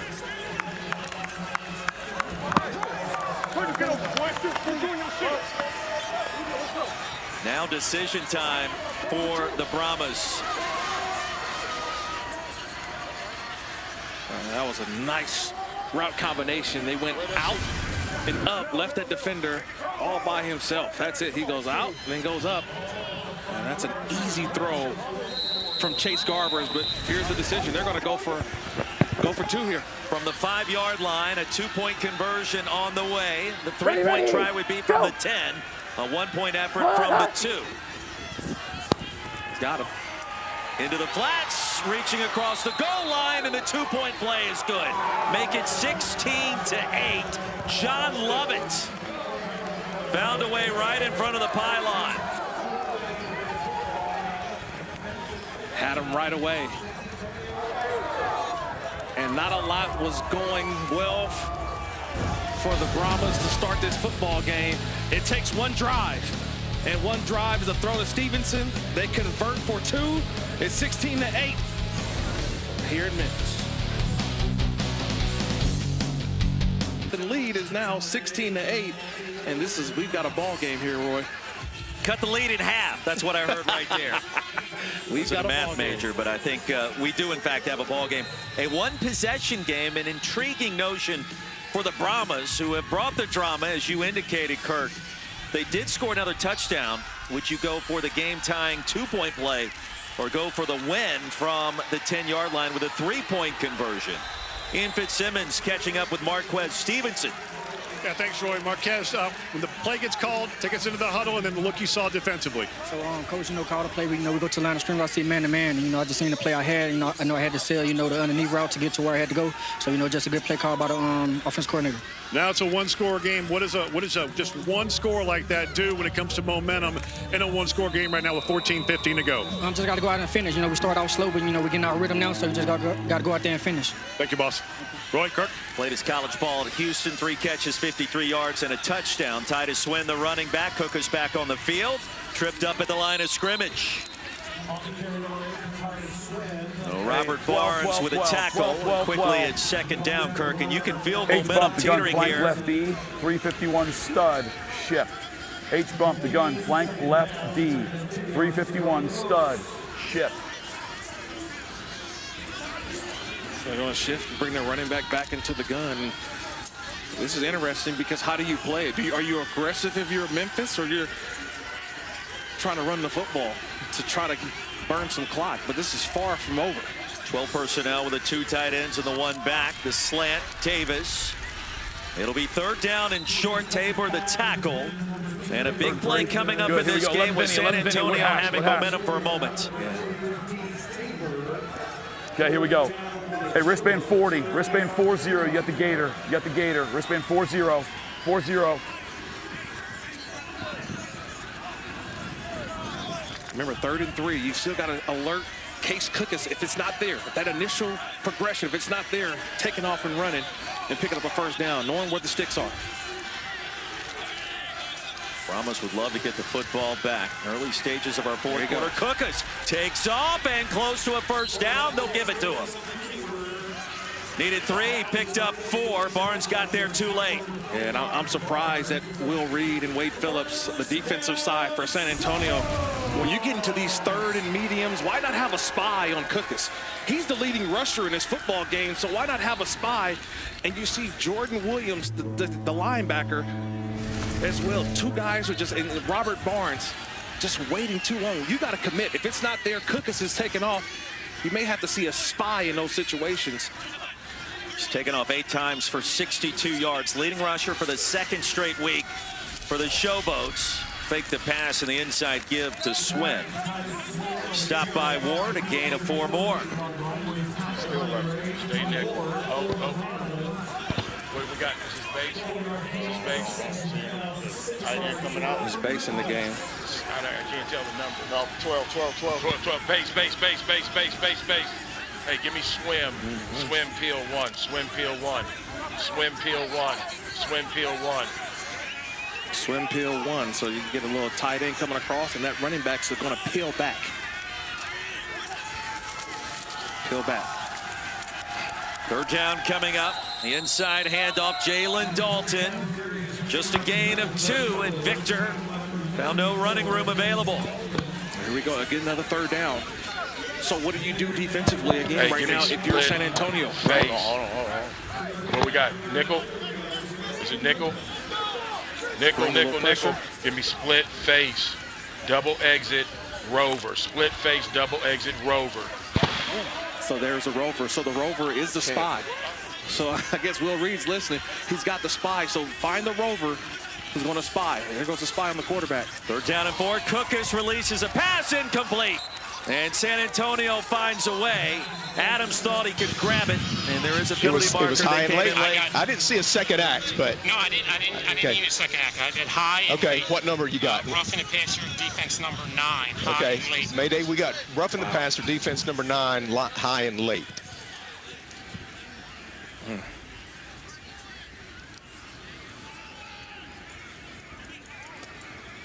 Was Wyatt Ray. Can you imagine another 1st down on 3rd down as we take a look at the U.S. Army Command Center with Mike Pereira. Watching, breaks through here, ball out, hits him right about the 2nd step and high. One last look. Okay, we're going to stay with it. It is a high hit. Looks like he might hit some of the helmet, so we're going to stay with the roughing the passer. All right, on number 9, got it. See this one here? Personal foul, roughing the passer, defense, number 9, 15-yard penalty, and an automatic. First down. 6th time today, Memphis has gotten a first down via a penalty, and this is something you just can't do. Got to lay off the quarterback, especially in that case, that scenario. The ball's already thrown, and I know you're trying to let the quarterback feel you, but in that one you could lay off, and the penalties have hurt this San Antonio defense all game long. 7th foul on the defense, 11th penalty overall. Cookus delivers a strike. Adams has it. It'll be 1st and goal.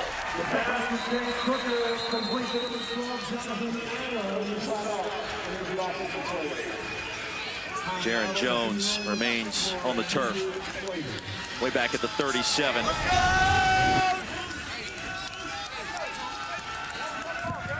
Here's just another throw from Cookus. Doesn't have a lot of velocity, but the accuracy has definitely been there.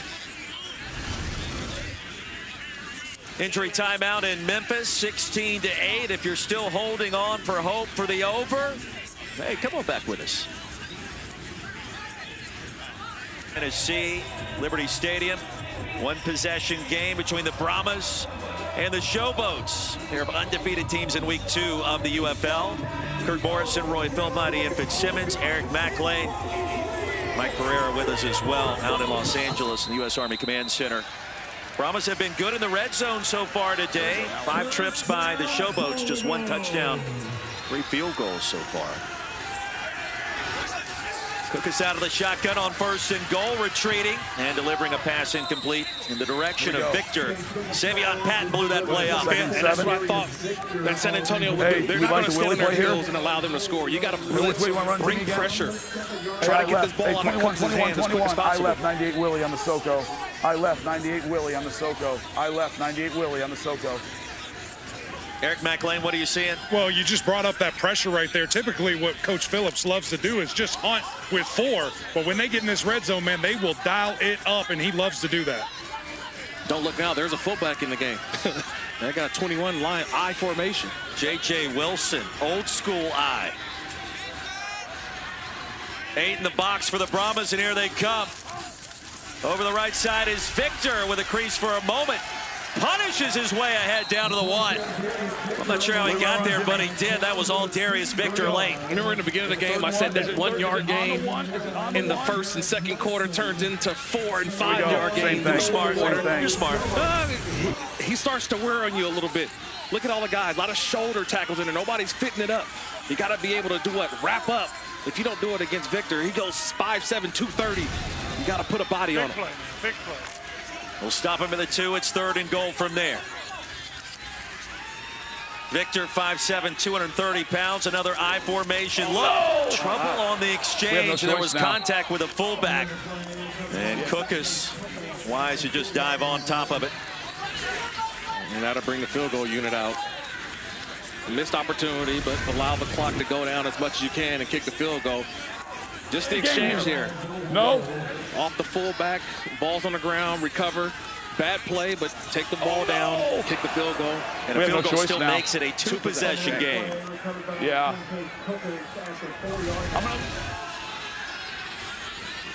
Just letting the clock run down and then calling the timeout about 1 on that play clock. Stephen Case Cookus on point today.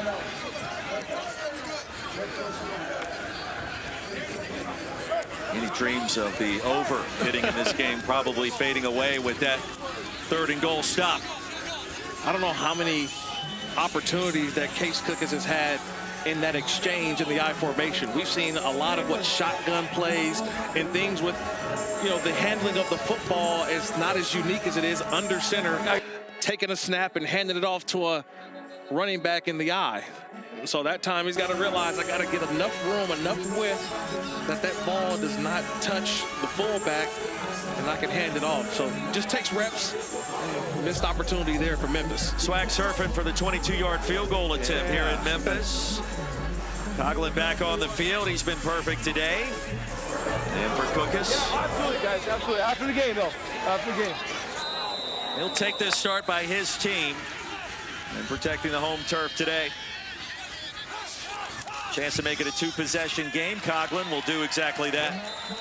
Inside the left upright. And as a reminder, week 2 of the United Football League continues tonight. We're talking prime time on ABC, 8 o'clock Eastern, Renegades and Battlehawks. And then coming up tomorrow, as in Sunday, the Stallions and Panthers, Roughnecks and DC Defenders. First game on ESPN, the second on Fox at 12 and 4 Eastern, respectively. That's going to be a big game tonight, St. Louis. The atmosphere. The atmosphere. If you haven't seen it, you need to tune in tonight just to partake, because it's going to feel a lot like fall in a spring football league like the United Football League. They had a big turnout for their pep rally tomorrow. St. Louis is all in to see these Battlehawks quarterbacked by, we were talking about the SEC a little bit ago, and one of those SEC alums is A.J. McCarron, quarterback of the Battlehawks. So we'll see him tonight, the 3-time national champion. 19-8. Yeah, that's right. A.J. McCarron. Boy, it doesn't seem like that long ago that he was on the field winning a title.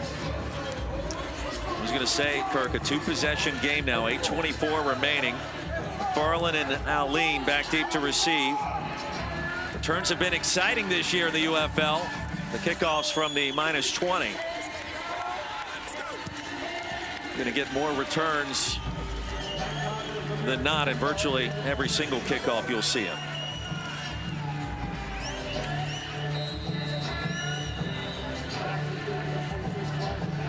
Coughlin will size it up. Brahmas needs some points, and they need them in a hurry. McFarland racing ahead to the 35, still on his feet, brought down at the 40, Eric McLean. Coach, you obviously take the field goal, though. Go up by 2. Was there any reservation to go for it and try to get a touchdown? Yeah, the reservation was us fumbling the ball on 3rd down. So, I mean, that doesn't give you a ton of confidence as a coach on 4th down when you lose yardage. So you had to kick it there. Obviously, now they got to make, they got to make a 3-point play here. So, hey, it is what it is. And take the points. Take the points. Take the points. Appreciate you, Coach. Eric, we hear you loud and clear, and Coach DiFilippo, we got you. Yeah, our opportunity that we dropped the football. That's great by Coach. Keeping it real. He wasn't happy. Empty backfield on 1st down. Garbers with time, has his guy on the post corner, Landon Akers. That's enough for a 1st down and a gain of nearly 20. Yeah, that was the throw of the day by Chase Garbers right there. He had Akers crossing the field. And watch the eyes of Garbers. He sees it. See how he comes back, sets his feet. That's a terrific throw in stride for Landon Akers. Brahmas offense coming to life these last 2 possessions. Garber's going to take off. And on 1st down, he nets 2. That was a nice clean hit at the end as well. Akers up. It's a big hit there by Delrick Abrams Jr. I think this is all 4-down territory, too, for San Antonio. So they're going to be moving. Brahmas still have a 2-minute warning, a couple of timeouts to work with. Garbers. Boy, the all-out blitz, and it got there. Kyrie Woods. Seen a couple of defenders come in unblocked today. Akers has a slight hamstring strain right now, just to give you a heads up. Hey, Chase, you good? Give me a thumbs up. You good? You good? Hey, give me an F move, the empty left, foam, empty left, blue GTFO. Empty left, blue You got to get out of Hoosier and GTFO. stay in, because Landers or Landon, he has a slight hamstring. I'll go regular next one. I love these play calls. A GTFO, that's not NSFW. That's a lot of acronyms. Garbers has completed 7 straight, trying to make it 8. He does. And that should be enough for a 1st down. Marquez Stevenson again. Abrams in coverage, but number 5 got the job done. You love the toughness there by Here we go, Stevenson. Longhorn. Corrals that football and holds on to it. Blue F shoot, blue F shoot. Blue F shoot, blue F shoot, Longhorn. Blue F shoot. Watch Cody Latimer down the chute. They're going to inside the seam, the chute. That's what they call the chute, the seams. Watch number tight end, number 3. 3 catches today for number 3. Garbers quickly got rid of it. And on command, Kirk, I love it when you do that. I think that's the second or third time today you've done it. Makes me feel smart, even though it's you showing the intelligence. Old recall, man. Short Old motion. recall. You're playing the game. 8 short motion. Can't hear you. 8 short motion wildcat. 8 short motion wildcat. 8 short motion wildcat. 8 short motion wildcat. 8 short motion. Blue F swing, blue F swing. So a little short motion Yo, to the here left. comes 7. Here comes 7. Here we go. Maybe get a screen. Go. Short motion to the left. There's a screen right there. Garbers, McFarland, and the screen off the swing pass, if you will, broken up potentially by Elmer. 22-yard line. 3rd down. All right, give me this. A lot of Give me this. communication. F home to strong left wide down. Bronco slip. F home to strong left wide down. Strong Bronco left, slip. wide down. Bronco slip. F home. Almost right. Yes. I love that. The communication on, if you don't get it here, it's 4th down. So they know they're going to go for it on 4th down. Hey, Frisco! If they don't get it here on 3rd. Farland comes back in. He'll get the inside give on 3rd and short, and I don't think so. Needed 2, he'll gain 1. It'll be 4th down and decision time for San Antonio. Well, I think the decision was already made by that play call. The decision is that, hey, hopefully we get it here on 3rd down with the run. If we don't, we're going for it on 4th down. That communication was already happened before that 3rd down play. Kirk, I can kick the field goal. It's a 1-possession game again. I get that, but right now you feel confident the way that this drive is going. But also, I would love to have a shotgun play and keeping the ball in Garber's hands. Timeout. Game comes down to this, and a timeout's going to be called by Memphis.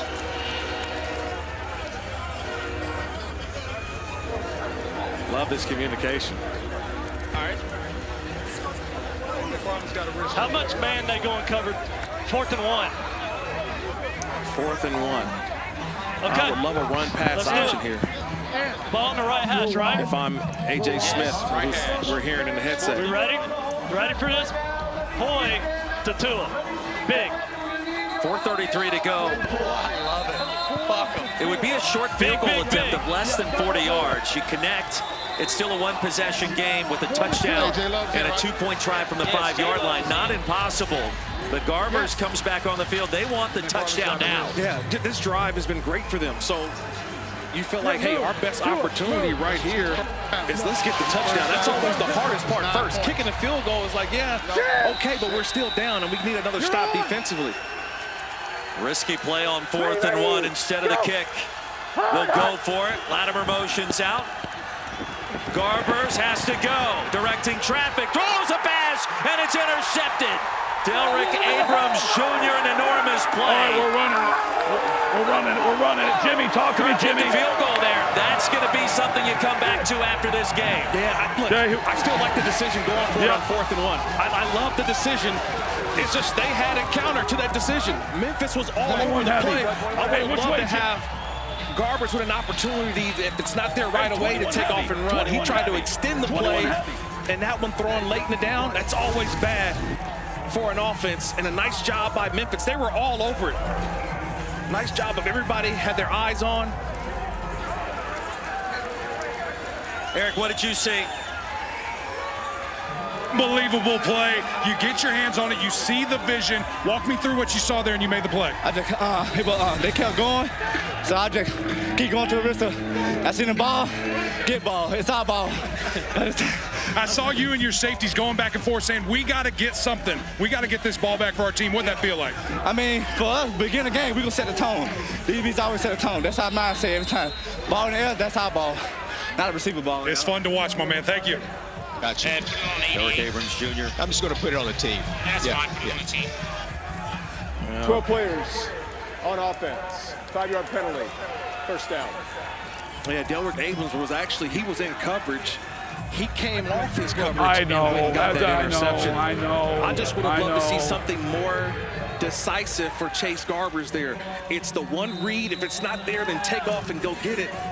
He didn't have that option. He had the option only to kind of create more time, and that time late in the down, interception. I would have loved to have seen the field goal. You're on the field goal train, huh? Advantage Memphis, 19-8. They'll get it back, and after the penalty, Victor rumbles his way for big yardage and close to another first down, 2 yards short. With time ticking down in a 13-yard game in the back pocket. And now your offensive line. And Eric McLean, help me out here. You get a sense, right? 4-minute offense. This clock is rolling to the 4. It's like run the football, run the football. And as a defense, you know what they're going to do.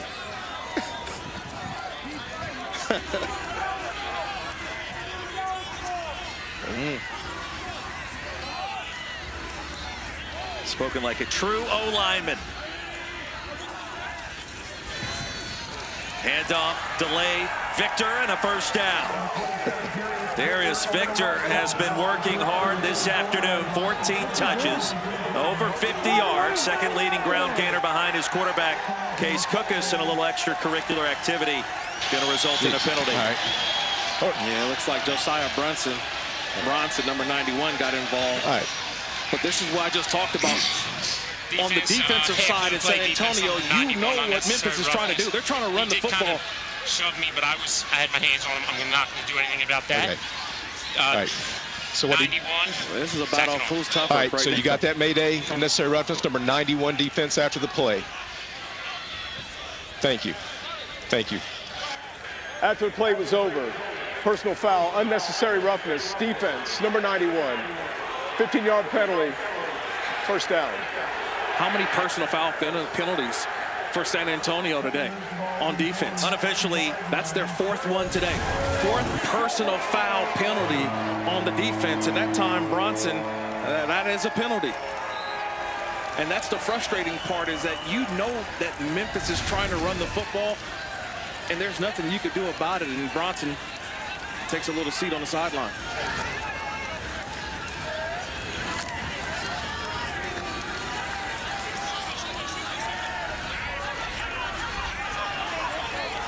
After the infraction, we'll spot it at the 49. 3 minutes remaining. And a loss of 1 on the handoff. Tim Ward, the tackle.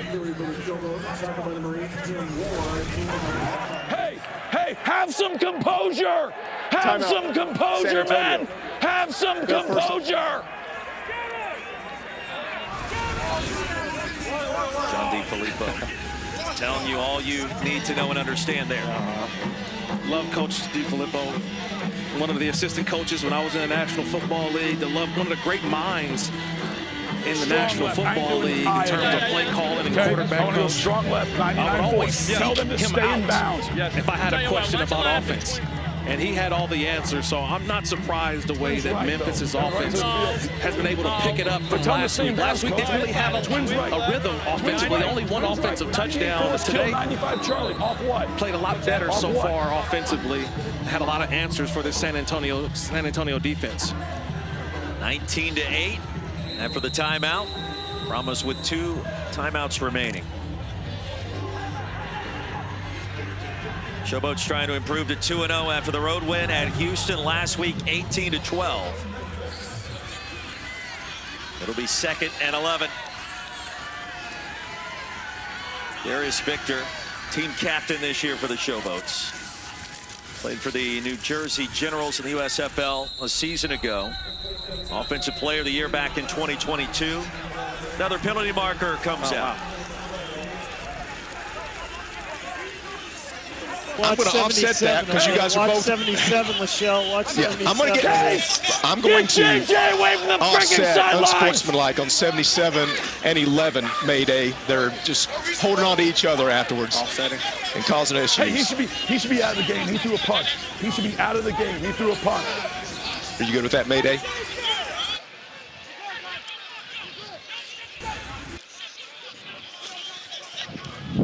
Okay.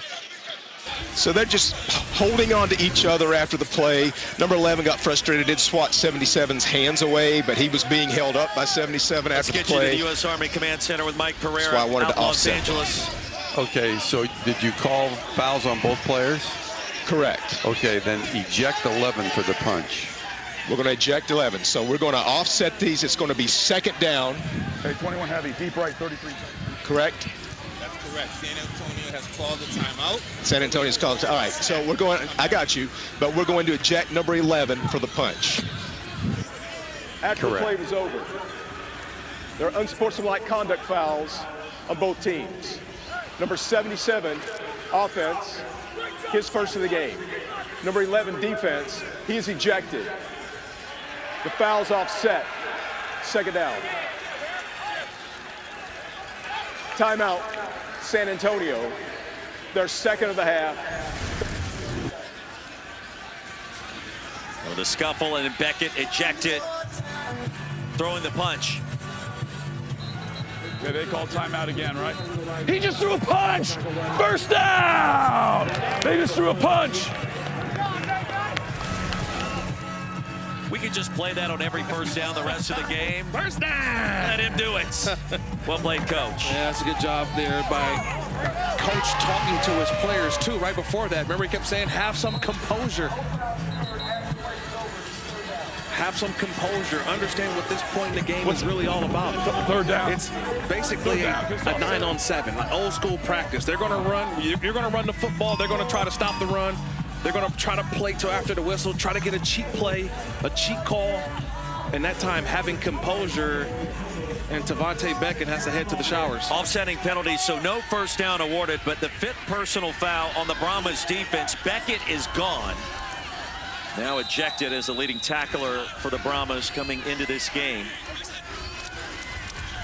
We'll run it right up the gut, and Victor slipped and fell back at the original line of scrimmage. Give him 3 more yards. That'll end his day likely with 53 on the ground.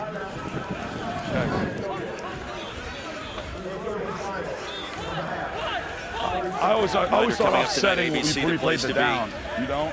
We didn't know. It was after the play, so the down counts. Gotcha. Yep.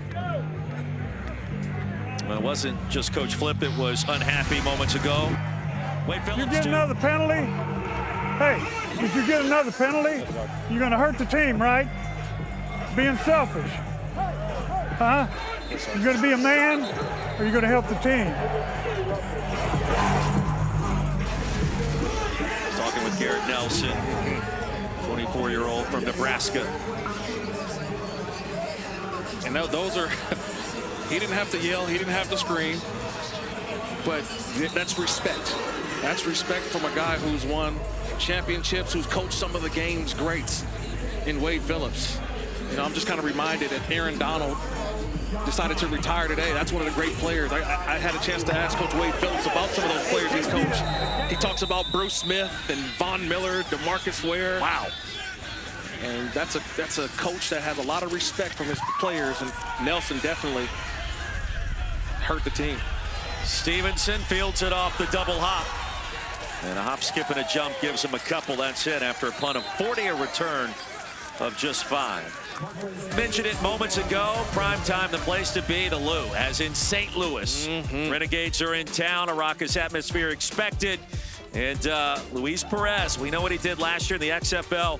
Renegades still have to be considered one of those teams that has a chance to win a championship. Yeah, that environment tonight is going to be fun. The fans are going to show up. The players are going to show out.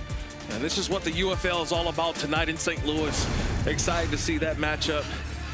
Both coaches, Coach Stoops, Coach Beck, going back and forth. Be a fun one, fun matchup. 19-8, Brahmas get it back on the verge of losing their first game here in week 2 of this UFL season.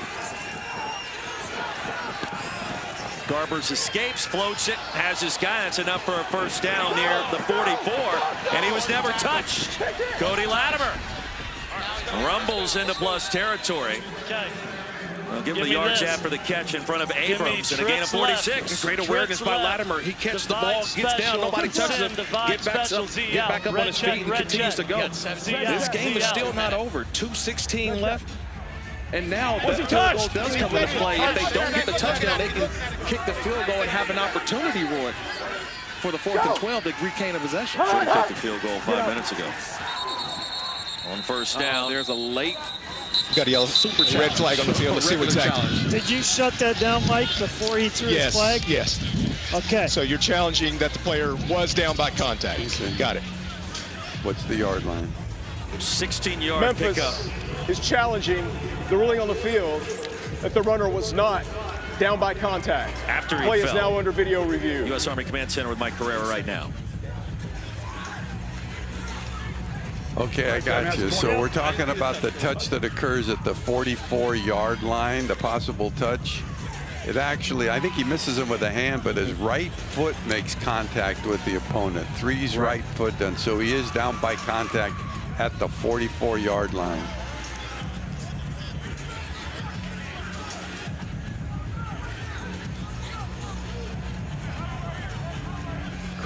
Correct. Minus 44. It's the minus 44. And we're in a 2-minute warning as well. Okay, but that's the plus 44. That's the plus 40. No, we're on the minus 44. Okay, the minus 44. Okay, go the opposite. Okay, and I love that. that take us to the that took us to the 2-minute warning. Okay, hold on just a second, man. Hold on just a second. Wait, Stuart, before you make the announcement, are we going to adjust, like when he was touched, we were over 2 minutes. Yeah, are we going to adjust the time or no? We're not adjusting the clock outside Not of 2 adjusting the minutes. time, so this is the 2-minute warning. Got it. Okay. Okay, move. Okay, move it back to the other 44. After further review, the runner was down by contact at the 44-yard line. The ball will be moved to that spot where it will still be first down. Memphis has used their challenge. This is the 2-minute warning. Great use of the challenge. Yes. That takes 18 yards off the slate and backs San Antonio up to its own 44-yard line. Well, that's one way to do it. Latimer got it done at least enough for a first down as we step aside. 7-point advantage, 2 minutes remaining. Kirk Morrison, Roy Philpott, we want to welcome back in to the program Mike Pereira, the VP of Officiating in the U.S. Army Command Center out in Los Angeles. Mike, explain what happened, the mechanics of what happened in that last sequence, negating the 18 yards after contact. Yeah, Wade Phillips wanted to know why that we didn't reset the clock back to 2:04 or whatever it was. But in replay, we do not reset the clock until we get inside of 2 minutes. It's partially a game time thing, trying to get the game, keep it within a window, 3-hour window. So that's the rule, and they handled it correctly on the field. Very good to know, Kirk. We love our questions being answered succinctly like that. Garbers back to live action, completes a pass. Okay, should give be me enough this. for another first down Got some back man there, in the got Memphis some territory man. to Justin Smith. Go white, recon. Trips left, white, recon. Trips left, white, recon. White, recon. White, recon. White, recon. Trips left, white, recon. White, recon. You good? Recon. Moon. Ready. Go. Hot. This game not over yet. Garbers He's over feeling there. that pressure, looking for Latimer, and Jordan Ferguson broke that pocket down quickly. They want to play a play like this. Here we They're go. not going to stand back on their heels. Carnell Lake, defensive coordinator for Memphis, he's bringing the pressure. And you can see that the entire defensive front, linebackers, they're near the line of scrimmage. So if you're San Antonio, you got to figure something out. They want to just get into position, a scoring position. They can kick a field goal, they can get a touchdown, they can still create an opportunity, Roy, that if they do score with a 4th and 12 opportunity to get the ball back on a 2 possession. On second down, the swing pass, love it, and it's incomplete. That was a forward pass, no fumble. Elder was thinking about end zone the other way. Blue GTFO. Trips left up, blue GTFO. Trips left, it's regular. Trips left up, blue GTFO. Trips left up, blue GTFO. 15 seconds left. 15 seconds. Third down and 10, a good day, not a great day for Chase Garbers. 19 of 28 for a $163 with a touch and a pick. Off the back foot, fires a strike to Latimer right at the line to gain and stopped 1 yard short by Quentin Meeks. You gotta go. You gotta go. Navy. Showboats, Navy. You gotta go. Valuable time wasted. She'd already have the play. I would say a mayday and sneak it to get the first down and keep going. Frisco. Game comes down to this play on 4th down. Garbers has to have it. Heaves it, has a man, passes, caught inside the 15. It was Jontre Kirkland. 2 penalty markers come out late as well. Yeah, I think that's helmet-to-helmet contact. Mayday, Defender that came in led with the helmet, so you're going to get okay, so you got personal foul, necessary roughness on number 24 defense. Number 24, Jacques, same thing? Same thing. Okay, you're at Mayday. All the way to the 2. All the way. We have a helmet hit Mayday. All the way. All the way to the 2, Dan. All the way to the 2. We're gonna. All the way to the 2. Yes, we're gonna put it on the 2. Correct. Okay. Personal foul, unnecessary roughness, defense. Ball being forced to the 2-yard line. First down. So gain of 22 plus the Josh, what was penalty. your number again?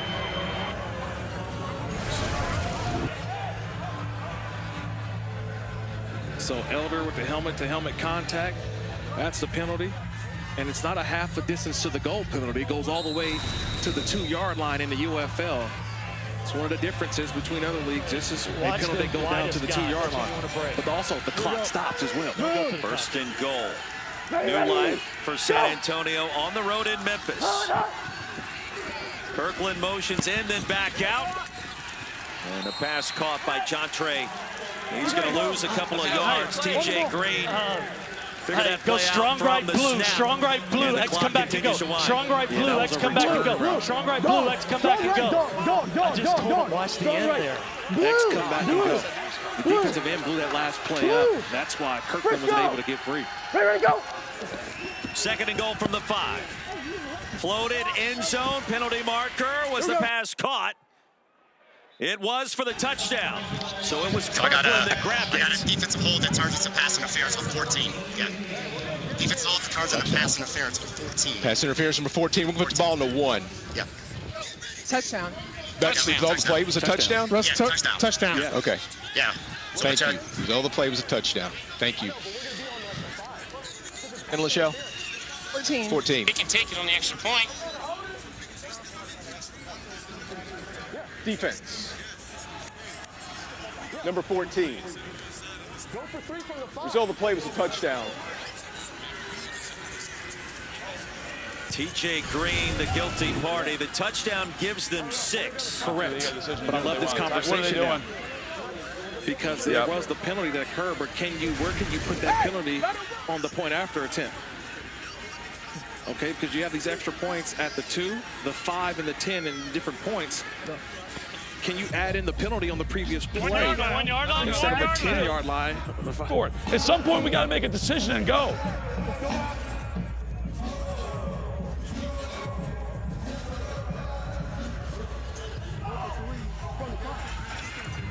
Three. At the 1-yard line. So a chance for 3 from the 1. Yes. So they decided to take the penalty on the point after try. It would be at the 10-yard line, but the penalty now puts it all the way up to the 1-yard line. No, coach doesn't understand it. He's trying to figure the rule out as well. Coach DiFilippo. This is a 3-point play, but yes, sir. Hold up. Of the penalty, everybody, hold up. It's from the 1. Yes. Yes, sir. I think everybody's trying to come together on this one. So we had defensive pass interference, and we are enforcing it on the try. They wanted to go for to decline it to keep the touchdown. Okay. So you're gonna you decline the penalty for defensive pass interference. The result of the play is a touchdown. So if you're going to go for the 3-point try, you got to be going from the 10. Okay, that's it. There we go. We will explain that to them before I make an announcement. Woo. I think we all wanted that clarification. And I'm glad that we're able to talk through it. And this is the communication that has to happen. Touchdown stands. Defensive pass interference was the call on TJ Green. Yeah, we either go for 1, 2, or 3. But it's not to be penalized on the try. But it won't, when will it be penalized? So they're not going to allow the penalty yardage on the conversion try. Right. We have to decline. We have to decline the penalty. Yeah. We you got to decline it. Why would we have to decline a penalty? Because of the result. This is not a foul that carries over. Only personal foul. That's right. And this actually happened during the play. I think this is they're going from the 10. After the play. It's a different story. Because this penalty happened during the play. Yeah. You're not able to use it on the play after. The defensive pass interference penalty is declined. San Antonio will go for a three-point try from the 10-yard line. There we go. They got a penalty. A chance for 3 from the 10. In the league a week ago, a three-point conversion was attempted one time. It was unsuccessful. This would make it a 2-point game. Ready, go! A three-point conversion from the 10, and here we go. Garber's end zone. Incomplete. Abrams broke it up. Dasher was the intended receiver in the 6'5" frame, and he comes up empty. 48 seconds remaining. So now the option to go with a 4th and 12 as opposed to an onside kick. The three-point try is no good. Translation, don't go anywhere just yet because this game is far from over, Kirk Morrison. Yes, indeed. And this is what's exciting about the UFL. You've got now an opportunity, instead of, like you mentioned, an onside kick. We ain't done.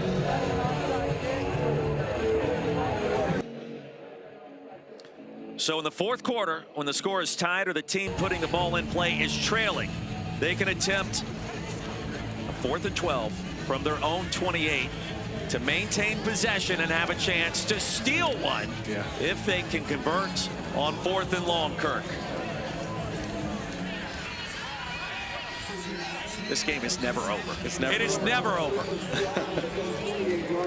But if we make it and score, we win. So dig deep into the playbook and figure out what you want to call on 4th and 12. And by the way, San Antonio out of timeouts, now trailing by 5 with 48 seconds to go. Oh boy.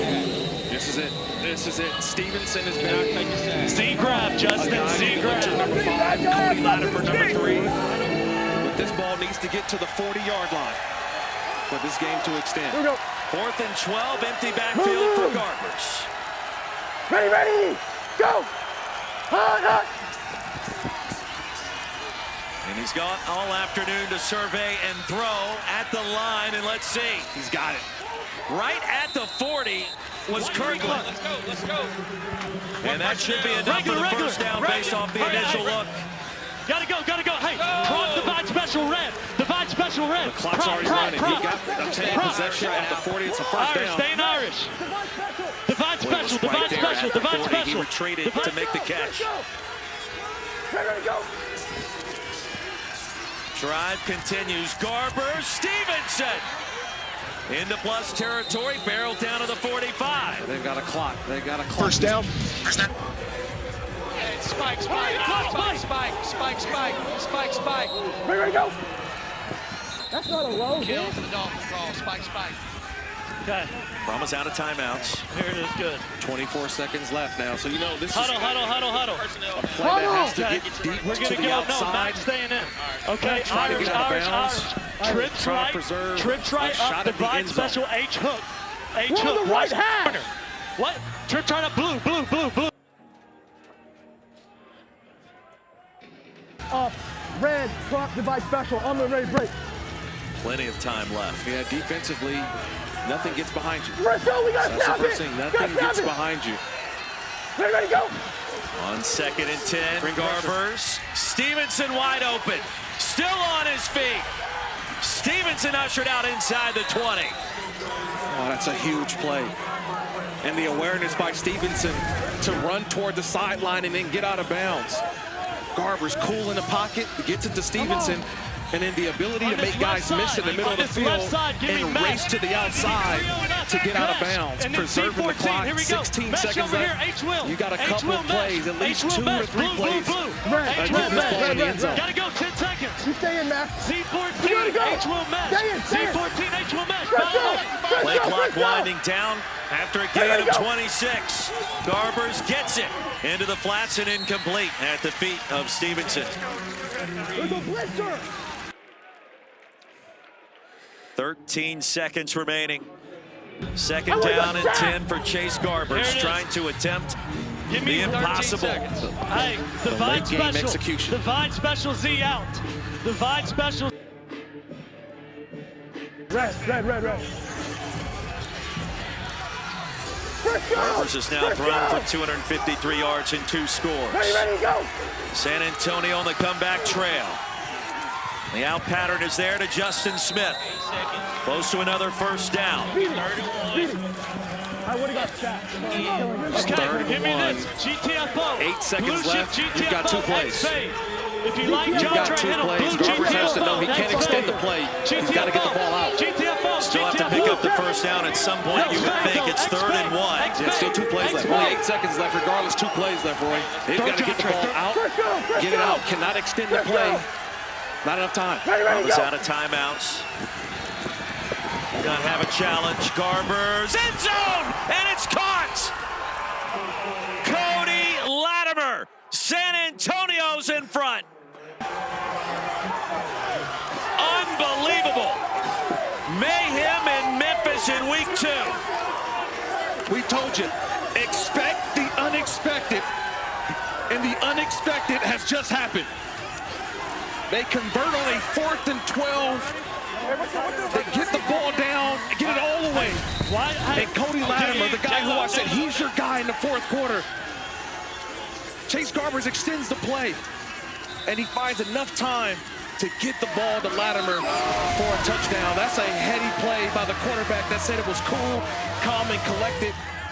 The experience took over in that point right there, Roy. Kirk, San Antonio was a 1.5-point favorite coming into this game. What do you know, it comes down to this. Oh, my God. Yeah. This is unreal. Right up. The over-under listed at 40.5.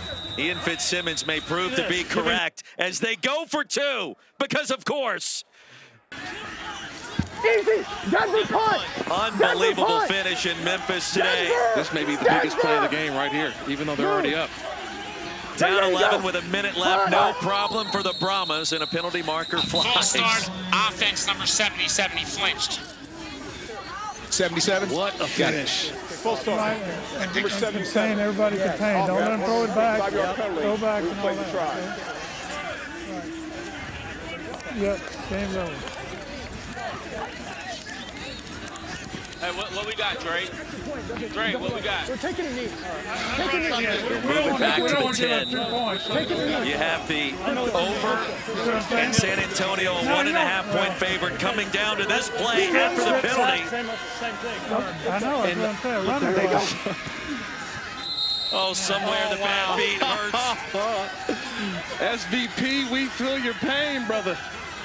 Scott Ben Pelt, yes, we will see you. The under and the cover by Memphis. Hey, Kirk, tell him to fall on. Ian Fitzsimmons, buddy, we have... Hold on a second. Hey, hold on a minute, Roy. That bad boy closed at 1.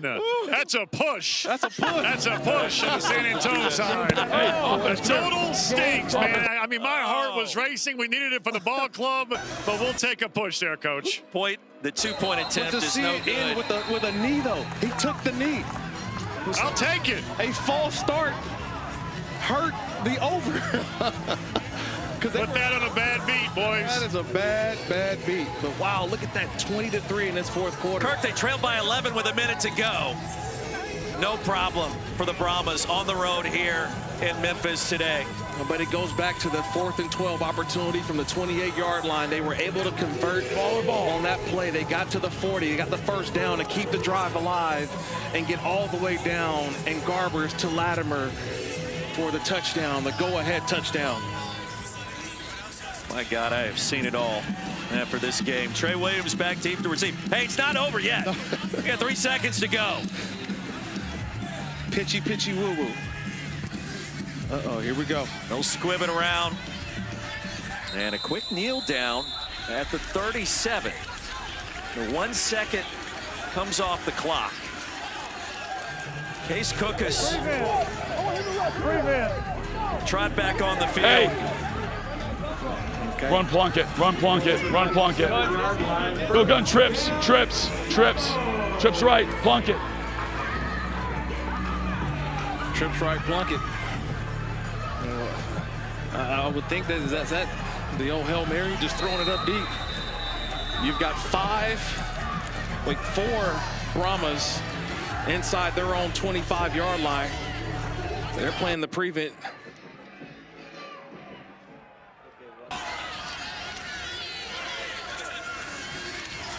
One more play. Oh, God. Cook has lost the handle. He'll tap it back to himself and take off and lose it again. And the game ends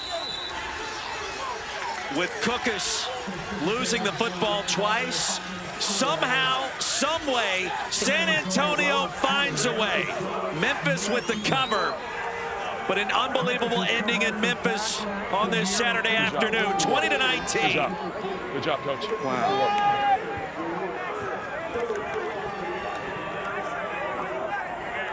Down by 11 with a minute to go. San Antonio and Chase Garbers. What did we just watch? Got it done. What did we just see? What did we just see, Roy? It's the UFL, baby. It is week 2. We are just getting started. ABC Primetime, the place to be later tonight.